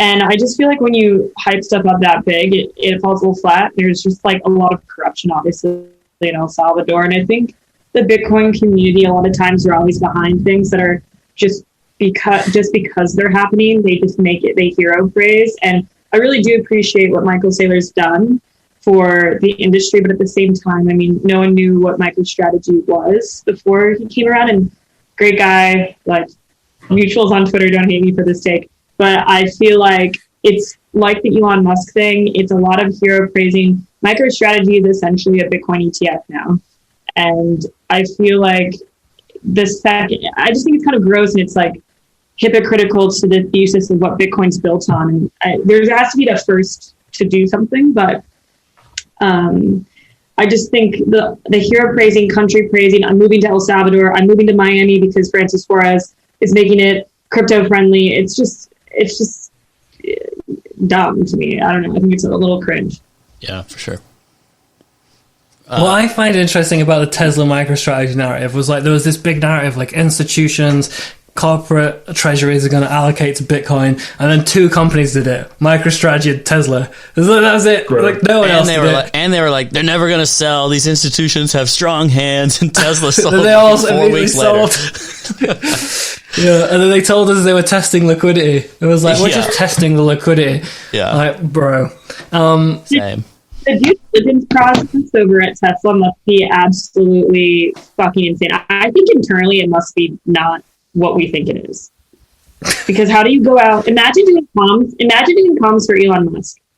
You can't. Like if I agree. I think it's like really weird that, I mean, he essentially started this dump, right? Like the first thing that started like the weakness in Bitcoin was that he started tweeting negatively, and that kind of like changed people's perception, and then people started panicking. And I just find it really weird. Like they still have a lot of Bitcoin, like 800 million or something or more. And like it's close to their buying price. I think the buying price is like 32 or something. So it's pretty much I think exact. they might be underwater now. Yeah, they might be slightly underwater, but like I just don't quite understand. Like unless they actually saw it, like why is he doing this? And like he's not a dumb guy. There's no way he just started learning about this environmental thing after allocating more than $1 billion, right? So I feel like there has to be something else that we don't know. And you know, it could be incentives or it could be some China thing. But I think there's definitely something that we don't know. Otherwise, it just makes no sense. And he's not like that radical. One of those like weird all caps only accounts recently said that the SEC was unhappy with Tesla accepting crypto, which makes more sense to me than the fucking weird environment thing.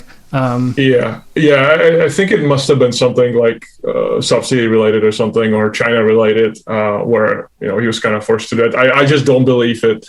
He could have flipped his opinion that much, and especially like it obviously harms his company when Bitcoin doesn't do well now directly.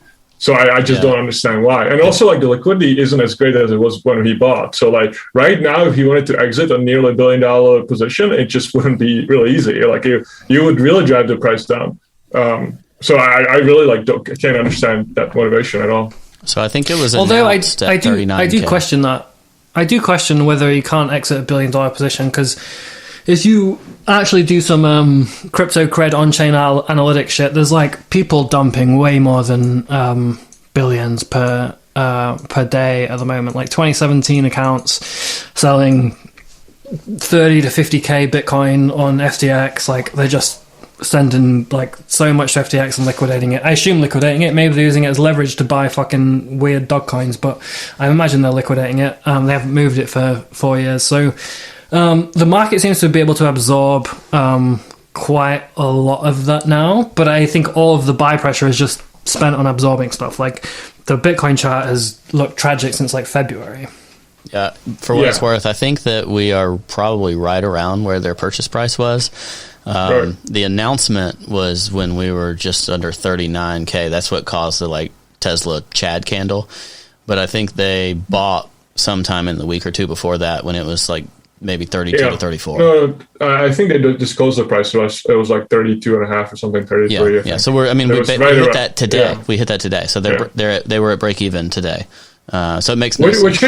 Which I think like makes this market right now really challenging. Like people, especially people trading, is because like you're relying on things that you can't control, and I think that's like really difficult environment. And I don't quite understand why people are gambling, because ultimately like it's one Elon tweet and price goes up or down 5%. Or it's one like China announcement or something, you go underwater. So yeah, I mean, it's just like I don't quite understand why people are interacting right now, and I think like until we have more clarity into some of these situations, or until another company allocates, which I find relatively unlikely at this point, it's just going to be so much uncertainty. So one of the big funds that was one of the earlier institutions that was saying they were speculating in crypto too. Like they talked about how they finished selling. Like got fully out of crypto, made $1 billion profit for their large institutional fund. I can't remember the name of it. It was one of the big ones, like traditional funds. And that too was an example of like these people, they have the liquidity and the access to treat these as a trade. It doesn't have to be like some kind of long-term, hold forever type of macro play for people. They can use it just as baseline investments and treasury management, whether it's a company or a hedge fund. I do think a lot of funds did that. Like you saw a recent like British fund said they were selling, and the like reason, I don't remember, maybe the Block reported it. Those guys don't know how to report anything, do they? But like it was like something, maybe it was actually CoinDesk, sorry, because CoinDesk reporting is proper tragic, and that's like sorry Barry, sorry, but I'm not gonna talk further because I need Barry's help on something at the moment. But Barry's introducing me to some people. As soon as he's done the intro, then I'll diss CoinDesk. But it said something about like some fund in the UK selling, and they're like, the reason for selling was like not many people are going to be trading once they go outside again. Like people can go outside for the next 3 months and they're not going to trade anymore. Are you laughing as that was you, or laughing as that was CoinDesk? No, it wasn't us. No, wasn't you? Good. Luckily, yeah. Like, so good. Maybe it was CoinDesk then, but if it was them, he would just like throw Frank on that knife. You know, Frank of course, of course. Is FinTech Frank real? I thought he was like SizeChad. He is real. I'm not real. Aubrey knows. If we had, hey, Frank and I are friends. I don't know why. Maybe you could get to the bottom of it. I think it's But you're friends and you don't know why? Yeah, well, basically, Wow. I texted him one That's day. kind of mean. Okay, Yeah. this is my side of the story. One time I called him about something I was upset about. I don't remember what it was, in December. And he ignored my call. And then I go on Twitter and I see him like tweeting a bunch of shit. And so I texted him. I said, I feel like you haven't been a really good friend to me recently. And then he just never responded and proved my point. And so we haven't talked since December. Since that text, I was like, fuck that. Then like, all right, not friends. I also would not respond to that text. But Yeah.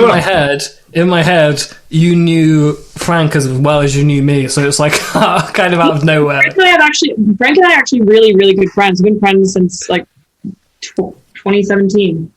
Like for years, worked together. So. Is this the period of time you were like drunk texting though? Oh my god, that was December. All right. We'll move on. So Sicarius put out a good tweet describing who's on this call today. And he said, top left, freakishly good looking. Top right, freakishly Chad-like. Bottom left, freakishly tall. Bottom right, freakishly rich. Bottom center, freakishly normal. That's who this show's about today. So I think it's a good diverse panel. I don't think we could handle SizeChad and Frank at the same time, though. Like it would be concerning. Like it might just. Frank is Frank. I still don't believe Frank is real. I was actually shocked. I was shocked when I realized SizeChad is real. It was a long time ago now. I remember tweeting it, and I still get like likes on that tweet today. So it brings it back up to the surface. But I was genuinely like, wait, what? Like I thought. It's like, you know, the Chad meme guy who's also actually real. He was like discovering he was real. I was like, there is no way. I thought it was like an artist rendition of a human being. Well, it is. I think it's his girlfriend that takes pictures of him and then like slightly widens his chin. So he's like a little less impressive in real life, but he's basically the exact same person. Like his chin goes from like 3 inches wide to like 5 inches wide in the photographs, but otherwise it's exactly the same person. But FinTech Frank is in the same bucket. It's like, I'm not sure that he's real yet. I don't believe it until I see it. But all I've seen is these like really weird photos of him in like strange situations where I'm like, all of these things look staged and questionable. And I also don't believe that someone would voluntarily look like that. Like, I don't think they would dress like that. I don't think they would have that facial. I don't think they would choose to have that as their appearance voluntarily. And that's what makes me question their reality for FinTech Frank, whereas SizeChad, I just thought, I don't think that's biologically possible. But now I see that is possible. It's funny because you were always been like one of the first people that, besides, you know, people that knew me already, to say that I was real. Like you were always one of the, like from the beginning, that always had my back, saying that I was a real person. So I Yeah, 'cause I saw some video and I was like, what the fuck? This dude is real? I made a video for Loomdart on Christmas, like saying that it was his birthday, just to like get a bunch of people to DM him. And yeah, I posted like a couple videos before that though, so I'm kind of shocked, but I don't know. Your followers have also gone parabolic though, because I remember when I first saw your account, you had like 800 followers or something, and like today you must be at like 10k or something. Well, I just joined like a year ago, but I'm at 18.2. What? I just looked at your account like 2 weeks ago. You were at 10k. Yeah, I did too. Like 3 days ago, it was like 11k. Well, because of that funny picture at the club that I posted, the one where the hand was in your hair.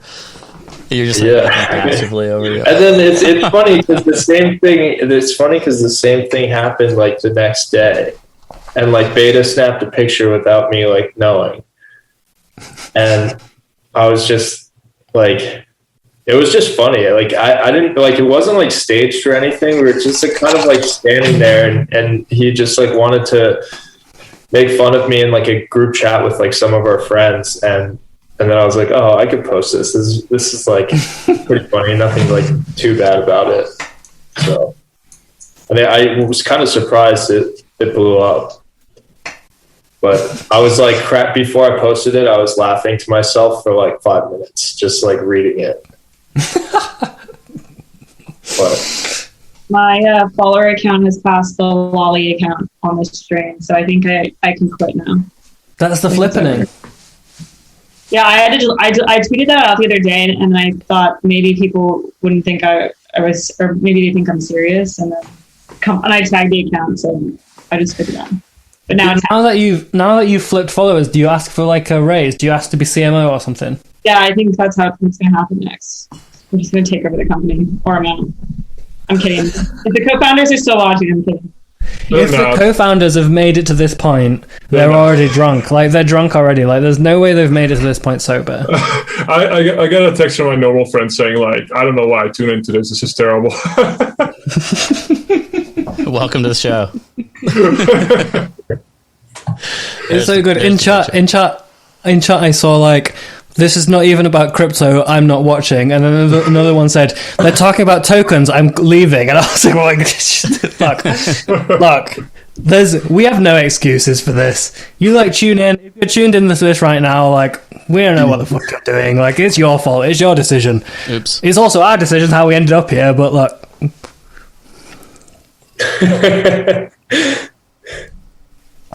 Check Michael I accidentally Saylor. put the chat on the screen, so. Wait, who's the girl? Oh. I don't know. Not going to Just leave this here for the rest of the show. Oh, so 1 minute ago, MicroStrategy have announced pricing of 500 million of 6.125 senior secured notes due 2028 to acquire additional Bitcoin. 1 minute ago. 9 hours ago, he was tweeting Mark Twain quotes and repurposing them to be about Bitcoin. Oh, man.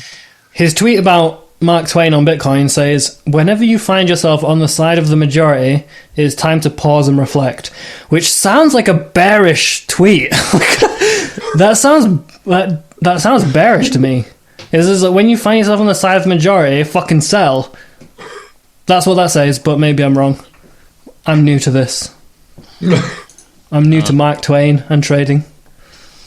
I don't know. He's just doing whatever he has to do to get through the adversity of a Bitcoin dump. Like his entire like livelihood and reputation is on this bet, so it's got to be stressful at times. He's the poster boy. Did you see the record selling of MicroStrategy equity in the last? No, but it doesn't. Months? I mean, Aubrey, you were talking about how like it's basically a Bitcoin ETF, but it's a really bad one, right? Because it just carries a massive premium. Yeah.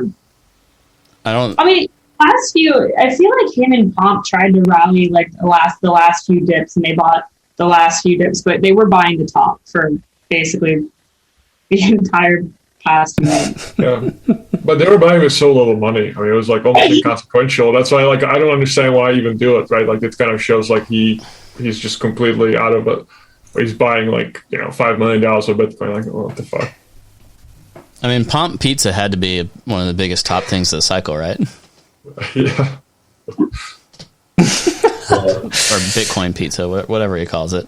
It's Pomp Pizza, though. I saw a YouTube comment the other day that said, this channel, on our channel, is that this channel is like Pomp for smart people. I'm glad we could do this episode to disprove them. I'm glad we could put this together. I could get drunk. I'm like 4 ciders in. And now they won't think that anymore, which is good. So we won't be associated with Pomp anymore. Cobie, I met a lot of people that were Up Only fans in Miami, and every time I was just like, but why? Like, we don't set very good expectations show to show. It's like we have the most ridiculous panels at times, and then it's like we just surprise you with all this alpha, but you just wanted some laid back conversation, and we just I was waiting for this invite for like 2 months and was hoping I would be on with Suzu or Hasu or someone like that, and I end up on this one. So That's a little insulting, Larry. That's a little to the other panel. Look, this is the best looking panel we've ever had. You're even That's making true. Ledger Hold on, look let me I'll complete the picture. This is the best looking panel we've ever had. No, I actually think all of y'all are great guests. It's just the topic itself which leads it to uselessness. Yeah, so let's talk about some serious shit. Since this episode started, we have gone up only, which is an inversion of the regular trend where we start the show and it immediately dumps on the 1 minute chart. We started the show, it's gone up only. How's everyone feeling about the state of the nation? Wow, did you just steal lines from Bankless? I've never watched Bankless, so that would be impossible. Okay. But if that's also something they use, then maybe. Yeah. State of crypto, though. Are y'all bullish or bearish? That's what we want to know. I'm extremely bullish. SizeChad's bullish. Yeah. I think for me personally, like I'm the most clueless I've ever been. Honestly, I have no fucking idea what's going to happen. Like, it can either crash or it can go up. I really don't fucking know. Like, before, it was to me it seemed easy before, where the narrative was, institutions are going to buy, companies are buying, and there wasn't much retail. And it was like easy to buy into that because, you knew that retail would eventually FOMO. But now you actually see retail decreasing. Like, we track all these indicators and you see, like followers going down, YouTube views going down, Google searches, everything is going down for retail. And usually that's not a good sign unless someone big steps in. So, and also, like, we're basically in this stage where, like, you're kind of waiting for some announcement and you don't know what Elon's going to do. You don't know what China's going to announce still. And so to me, it seems like I have no clue. I think what I was tweeting today was that I think that, like, this cycle, even if this is a bear market, it's not going to take as long as it did before. I would be incredibly surprised if we have another, like, 2 or 3 year bear market. I think if that happens, like, crypto is basically just going to, like, stay irrelevant. But I'm very doubtful. I think, is that like your version of believing in the super cycle? Similar, just that, like, I don't think, even if there's another 70% drawdown, I don't think we're going to be in this cycle for like 2 or 3 years. I think, like, it would relatively quickly recover, similar to how quickly it crashed. I wouldn't say I'm a massive believer in the super cycle, but I don't think that if there's a bear market, it's going to be like 2 or 3 years. Like, there's so much buy-in already. There's so many people on the sidelines, so much interest. And, like, we see a lot of that because, we talk to those companies before they allocate a lot of the times. And there's a lot of that still. So I would be quite shocked if, we're in this period for another 3 years. And surprisingly, a lot of these companies are always interested, always Bitcoin, but then the second thing is DeFi. And some of these, like, larger cap DeFi tokens. So I think it's kind of hard to go back from that, but I guess we'll see. Aubrey, what are your thoughts on things? I was bullish, but since we couldn't really hang on to getting it back up to over 40, I feel kind of bearish. And I think, if I had to guess, that it's going to follow a 2017 like fall trend, but I don't really know. It's hard to say anything right now. But I just got into this chat over the weekend with like some of the celebrity in the conference, and it's called Poor People, and everyone is losing their minds. It's like Jake Paul, Logan, all of them, and everyone's blowing it up right now. They're like, this is the end of everything. Everything is so crashing. they're all panicking. That's good. If they're panicking, that's really good. That's the best sign. Yeah.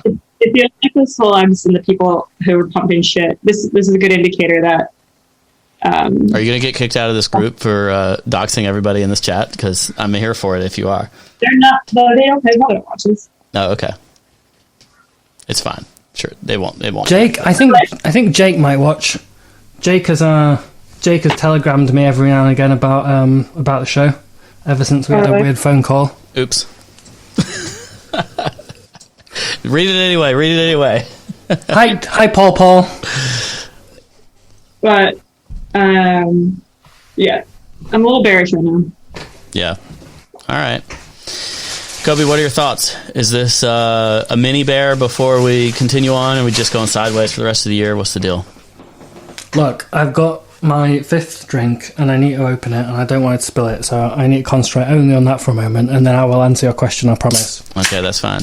I pulled up the ETH chart just for you. In fact, I need to switch it, though, to ETH BTC, because I know it's your favorite version. What about Ethereum Max? Can you zoom into the ETH BTC? Yeah, like on a weekly, like...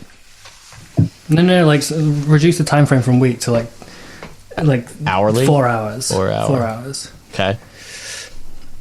And then like zoom out a little bit.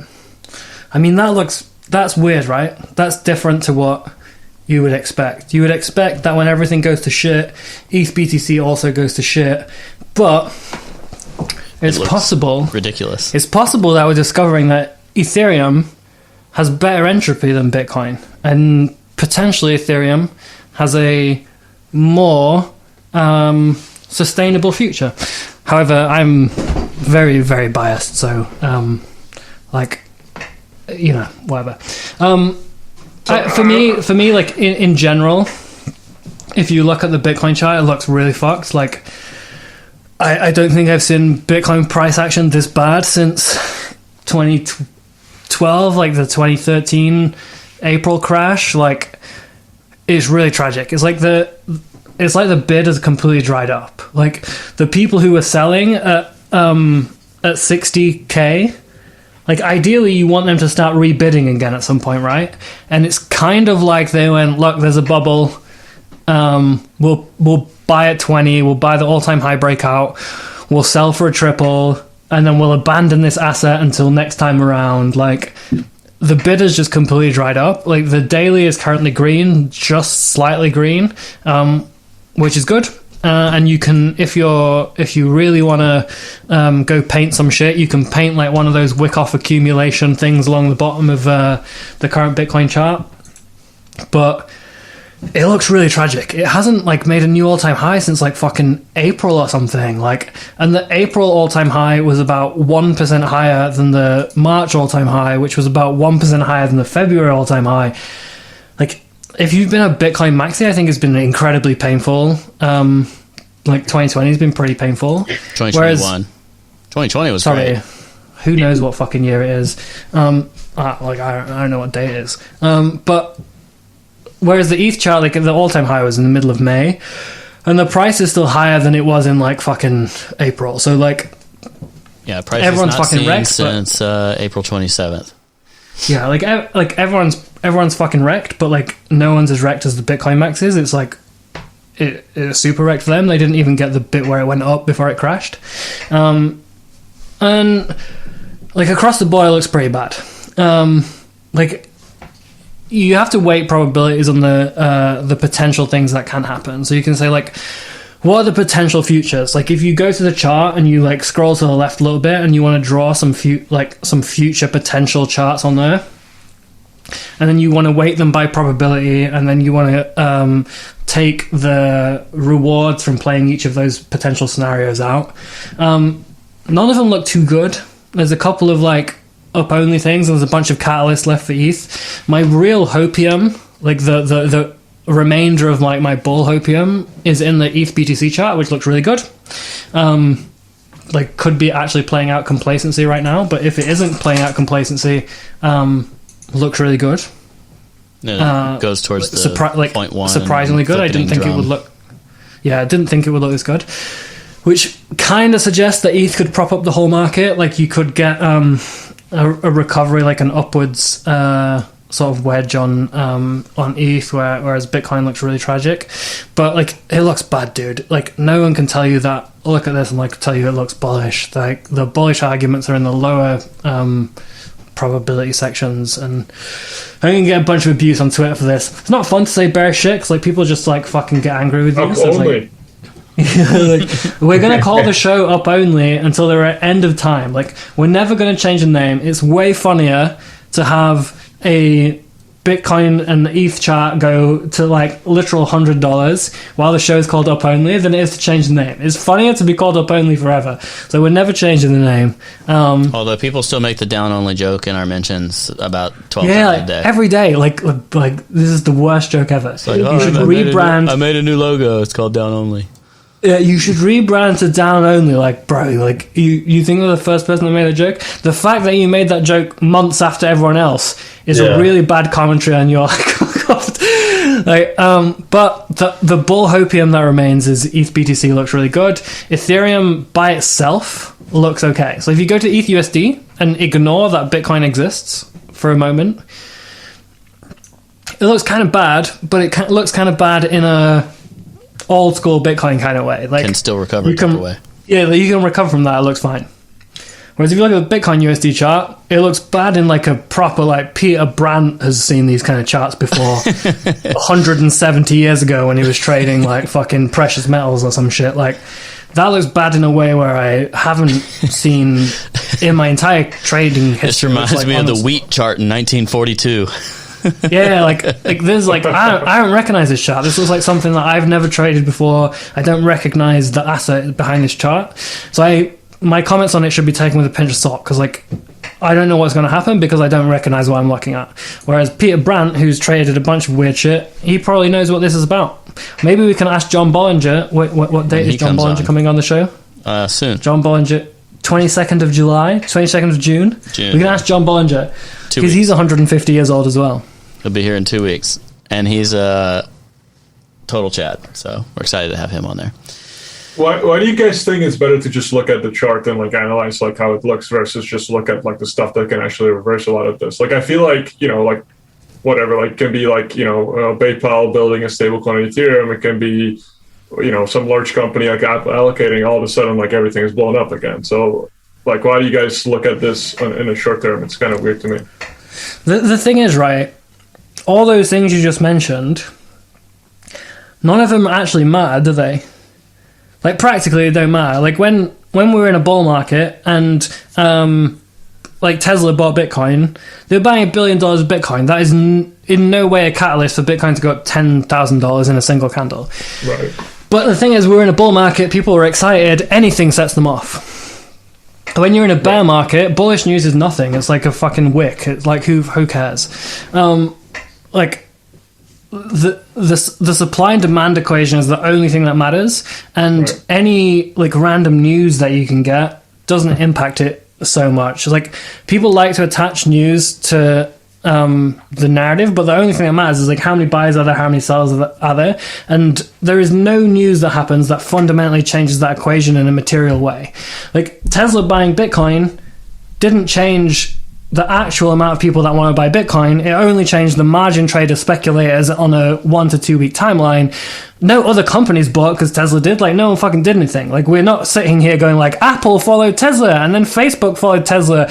Instead we're going Mark Zuckerberg named his goat Bitcoin. What does that mean? It doesn't mean fucking anything. He's going to kill that goat and he's going to serve it to Jack to eat later on. Like that's what happens in like Mark Zuckerberg's life. Like the only thing that matters is the supply-demand equation, and then the news is just like fit afterwards as like some narrative that you can attach to it. So like, unless there is news that fundamentally changes the supply-demand equation, and the supply-demand equation, if you think about it, there's loads of people that are really, really, really up. Like there's loads of people who are sitting on massive multiples, hoping for it to go higher, who are happy to sell at any time. Like me, Chad, Orbs, Ledger, Like, we all bought ETH at like $100. Like, we all bought Bitcoin at like 4,000. Like we're holding to see if it's gonna keep going. Like, we're not holding like going, if it goes down I won't sell. Like, if it goes down, we'll fucking dump everything and buy lower. When we're wrecked, it's like we're up 5x instead of 10x on this cycle or something like that. Yeah, and like that's what the supply demand equation looks like. And like, loads of people are up, loads of people are like playing chicken with each other, being like, who's gonna dump first? And like, no news that you can bring out changes that. Like unfortunately. Like, in the bull market, in the bull market, they're helpful because there's a bunch of people who are ready to buy. The supply-demand equation is really, really weighted towards demand, and they get that news and it tips them over the edge, and they go, fuck it, I'll do it now, fuck it, I don't care. Tesla's buying, fuck it, I'll buy. But they were already thinking about buying. It doesn't bring in a bunch of people who were like going, I wasn't thinking about buying, but I managed to sign up to Bitfinex, FTX, Binance in 7 seconds to buy on margin after like wiring funds in. Like, the people who are buying when those things happen, they're already in the ecosystem. I think Doge took all of the degenerate retail energy for what could have gone into other stuff in crypto. Like, I think pretty much everything that moved up was based on fundamental belief in the technology or something. Like, pretty much big money acquiring big bags, and then there can be volatility once they've accumulated or made their trade or whatever. And I think retail degenerates had all their fun in Dogecoin for crypto, and outside of that, they're trading GME and AMC. AMC's options volume was larger than the S&P 500, the NASDAQ, and like 3 other things combined the other day. And if retail can trade that stuff, then they don't freaking need to go buy our shitcoins. Especially when the one time they do, they're buying the top of Doge when it's 60 cents, and they're immediately down 50%. I wrote the worst tweet. Go on, Larry. What makes you guys think that, like, you know, this cycle is going to be the same as the previous ones? Like, to me, at least, it seems like there's obviously a much higher floor, and also, to me, it seems like it's just going to be faster. I can't imagine having another like 3.5 bear market just because we dropped by like 60%. It might drop a little bit more. That seems unlikely. The argument for a quicker cycle is that this cycle itself has been quicker. Like, we went from $80 on ETH to 4,000 in a year. So, like, the argument for speed is that we're already going at like a weird, unsustainable rate. That gives you the 2013 fractal double bubble argument. Like, it's fucked until October and then we start recovering. That makes sense to me. Makes sense. But, like, at the same time, the upside, like, is difficult to move now, right? Like, you need a lot of capital to move things upwards. And Bitcoin's been struggling. Like, all the degen money's gone to GameStop and AMC and Doge and shit. So, like, I understand both positions. Chat says, what is Larry's accent? It's Czech. So I'm from Czech Republic. Could you hit us with... Frank said about you? What? Did you see what Frank said about you? My voice right now.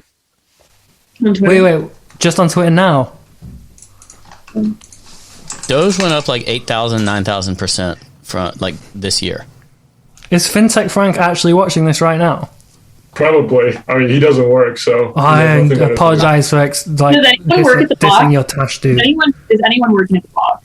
I want to know. A lot of people work. Yeah, I mean, we busted our ass for the first 2 years. Now it's a little bit easier. I'm just kidding. I went to your guys' office in New York not too long ago, and it was in the middle of COVID. So, yeah, no one's there, but Nomad quoted, "I don't think anyone would voluntarily look like that," with me regarding Frank, and he said, "My voice sounds like the head of the Lollipop Guild from The Wizard of Oz."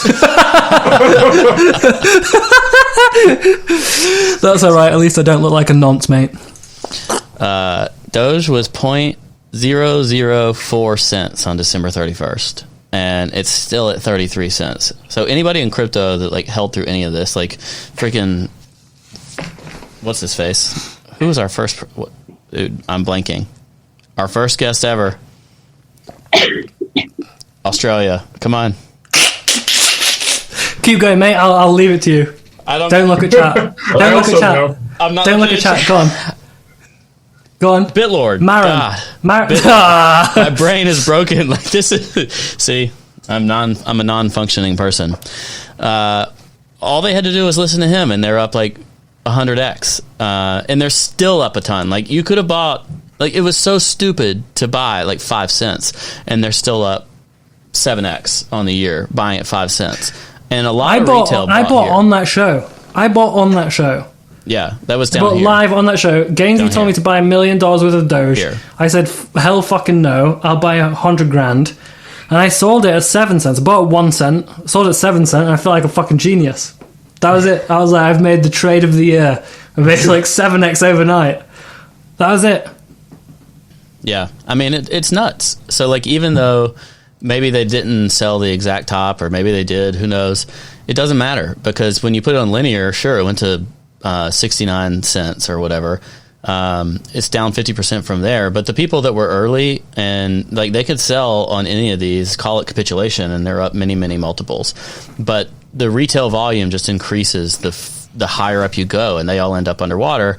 Then they don't want to speculate on other stuff in crypto. So I didn't really like that Doge pump very much, because even getting in Doge doesn't really onboard you in a way that now you are compelled to get in a bunch of other stuff, because you could just buy it on Robinhood and then go back to buying GME instead.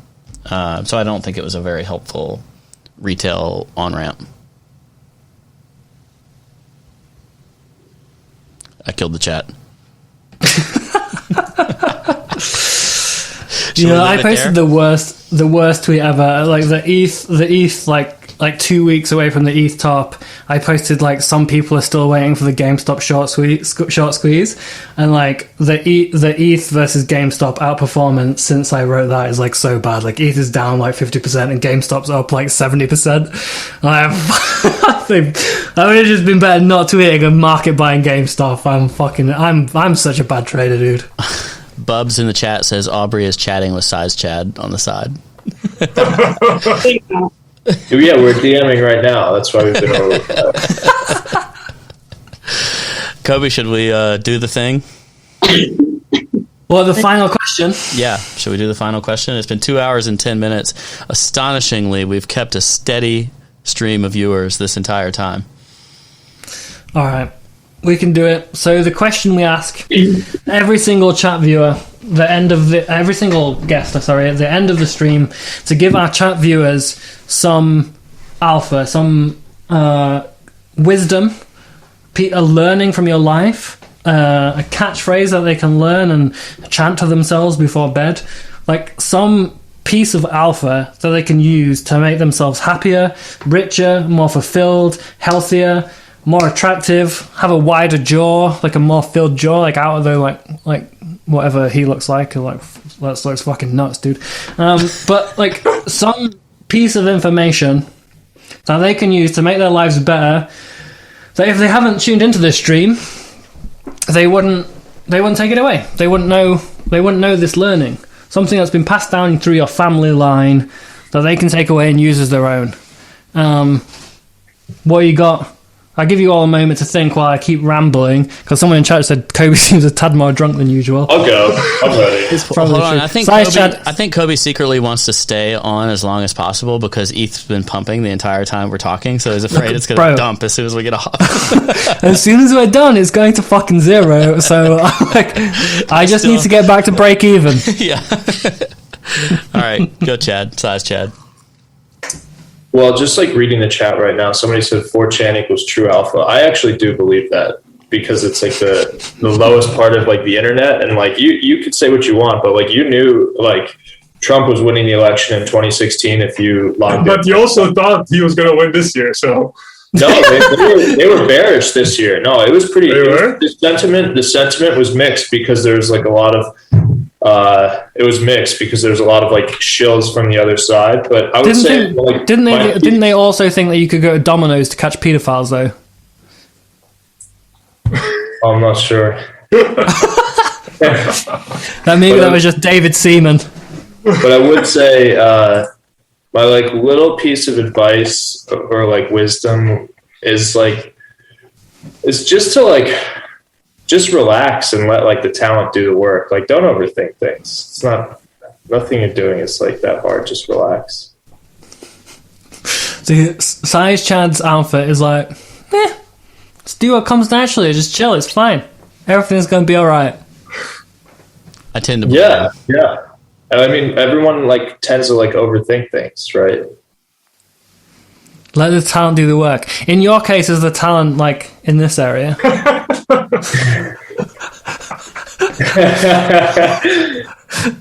Can be. The chat says SizeChad's alpha is just DM everyone. DM literally everyone. It's like a brute force tool. Alright, chin only. Larry, what you got for us? You got some Lawmaster alpha. Honestly, like, I don't have a great advice. I think like the best advice that served me really well is just do what you like, and you're going to be good at it. And I think like the people that's end up doing what they're doing, and that's also what we try to hire for. They are always better than the ones that just do it for their career. And so I think that's my best advice. If you don't like what you're doing, just quit it and do whatever the fuck you want, and you're going to be good at it, and you're going to make money. All right, Ledger, I quit.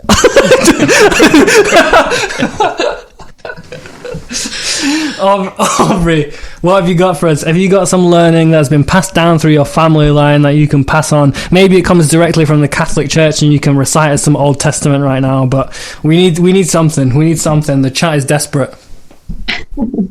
Not from my family line, but I feel like recently my philosophy has been what's meant for you won't miss you. So you can kind of chill, like obviously work hard. And to relay it back to the church side of things, people say, like, work like there is no God and pray like everything depends on God.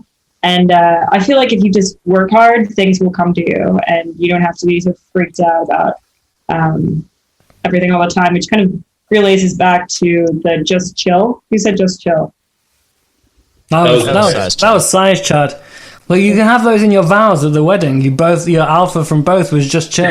Yours was because of God, and his was for other reasons. DM like every person on Twitter now, so. I don't DM that many people. Uh-oh. You literally did it earlier. I said that on Instagram, not Twitter. Totally different. That's better, right? Yeah. Surely DMing people on Instagram is like futile. Surely you get 0 responses. Yeah. Maybe.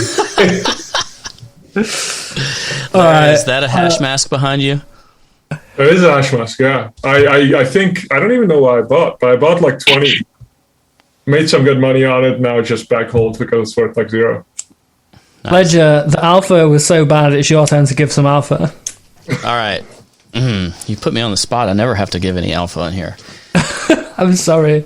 I think you need to approach every day as if you're gonna lose all your money, and then you just need to fight as hard as you can to keep it. So like that just means questioning your baseline thesis and challenging yourself, like what you go into the day believing, like especially if you're playing the top of the trading pyramid and saying like your active trades, not your fundamental stuff, and say, oh, well, I don't think it can go below 32K. Well, what if it does? What if you're wrong in that trade? Like, how are you going to manage your risk getting out of that? I've seen too many people like go in and assuming something can't happen, and then they get freaking wrecked when that's exactly what does happen because it goes beyond what they expect. So, manage your risk and assume that you can lose it because you will. All right. Do you want to do that Blockfolio advert? Because they sponsored this. They paid for this episode, didn't they? They did. They paid for this episode. Yeah. And Cobie, I don't know if you enjoyed this episode, but I did. And I had a great time. I'm glad. I appreciate everybody being here.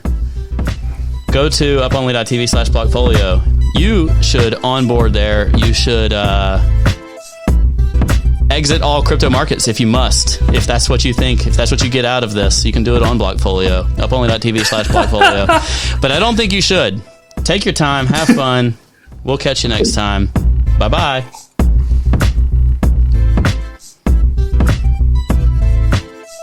Oh, my face was on the stream the whole time.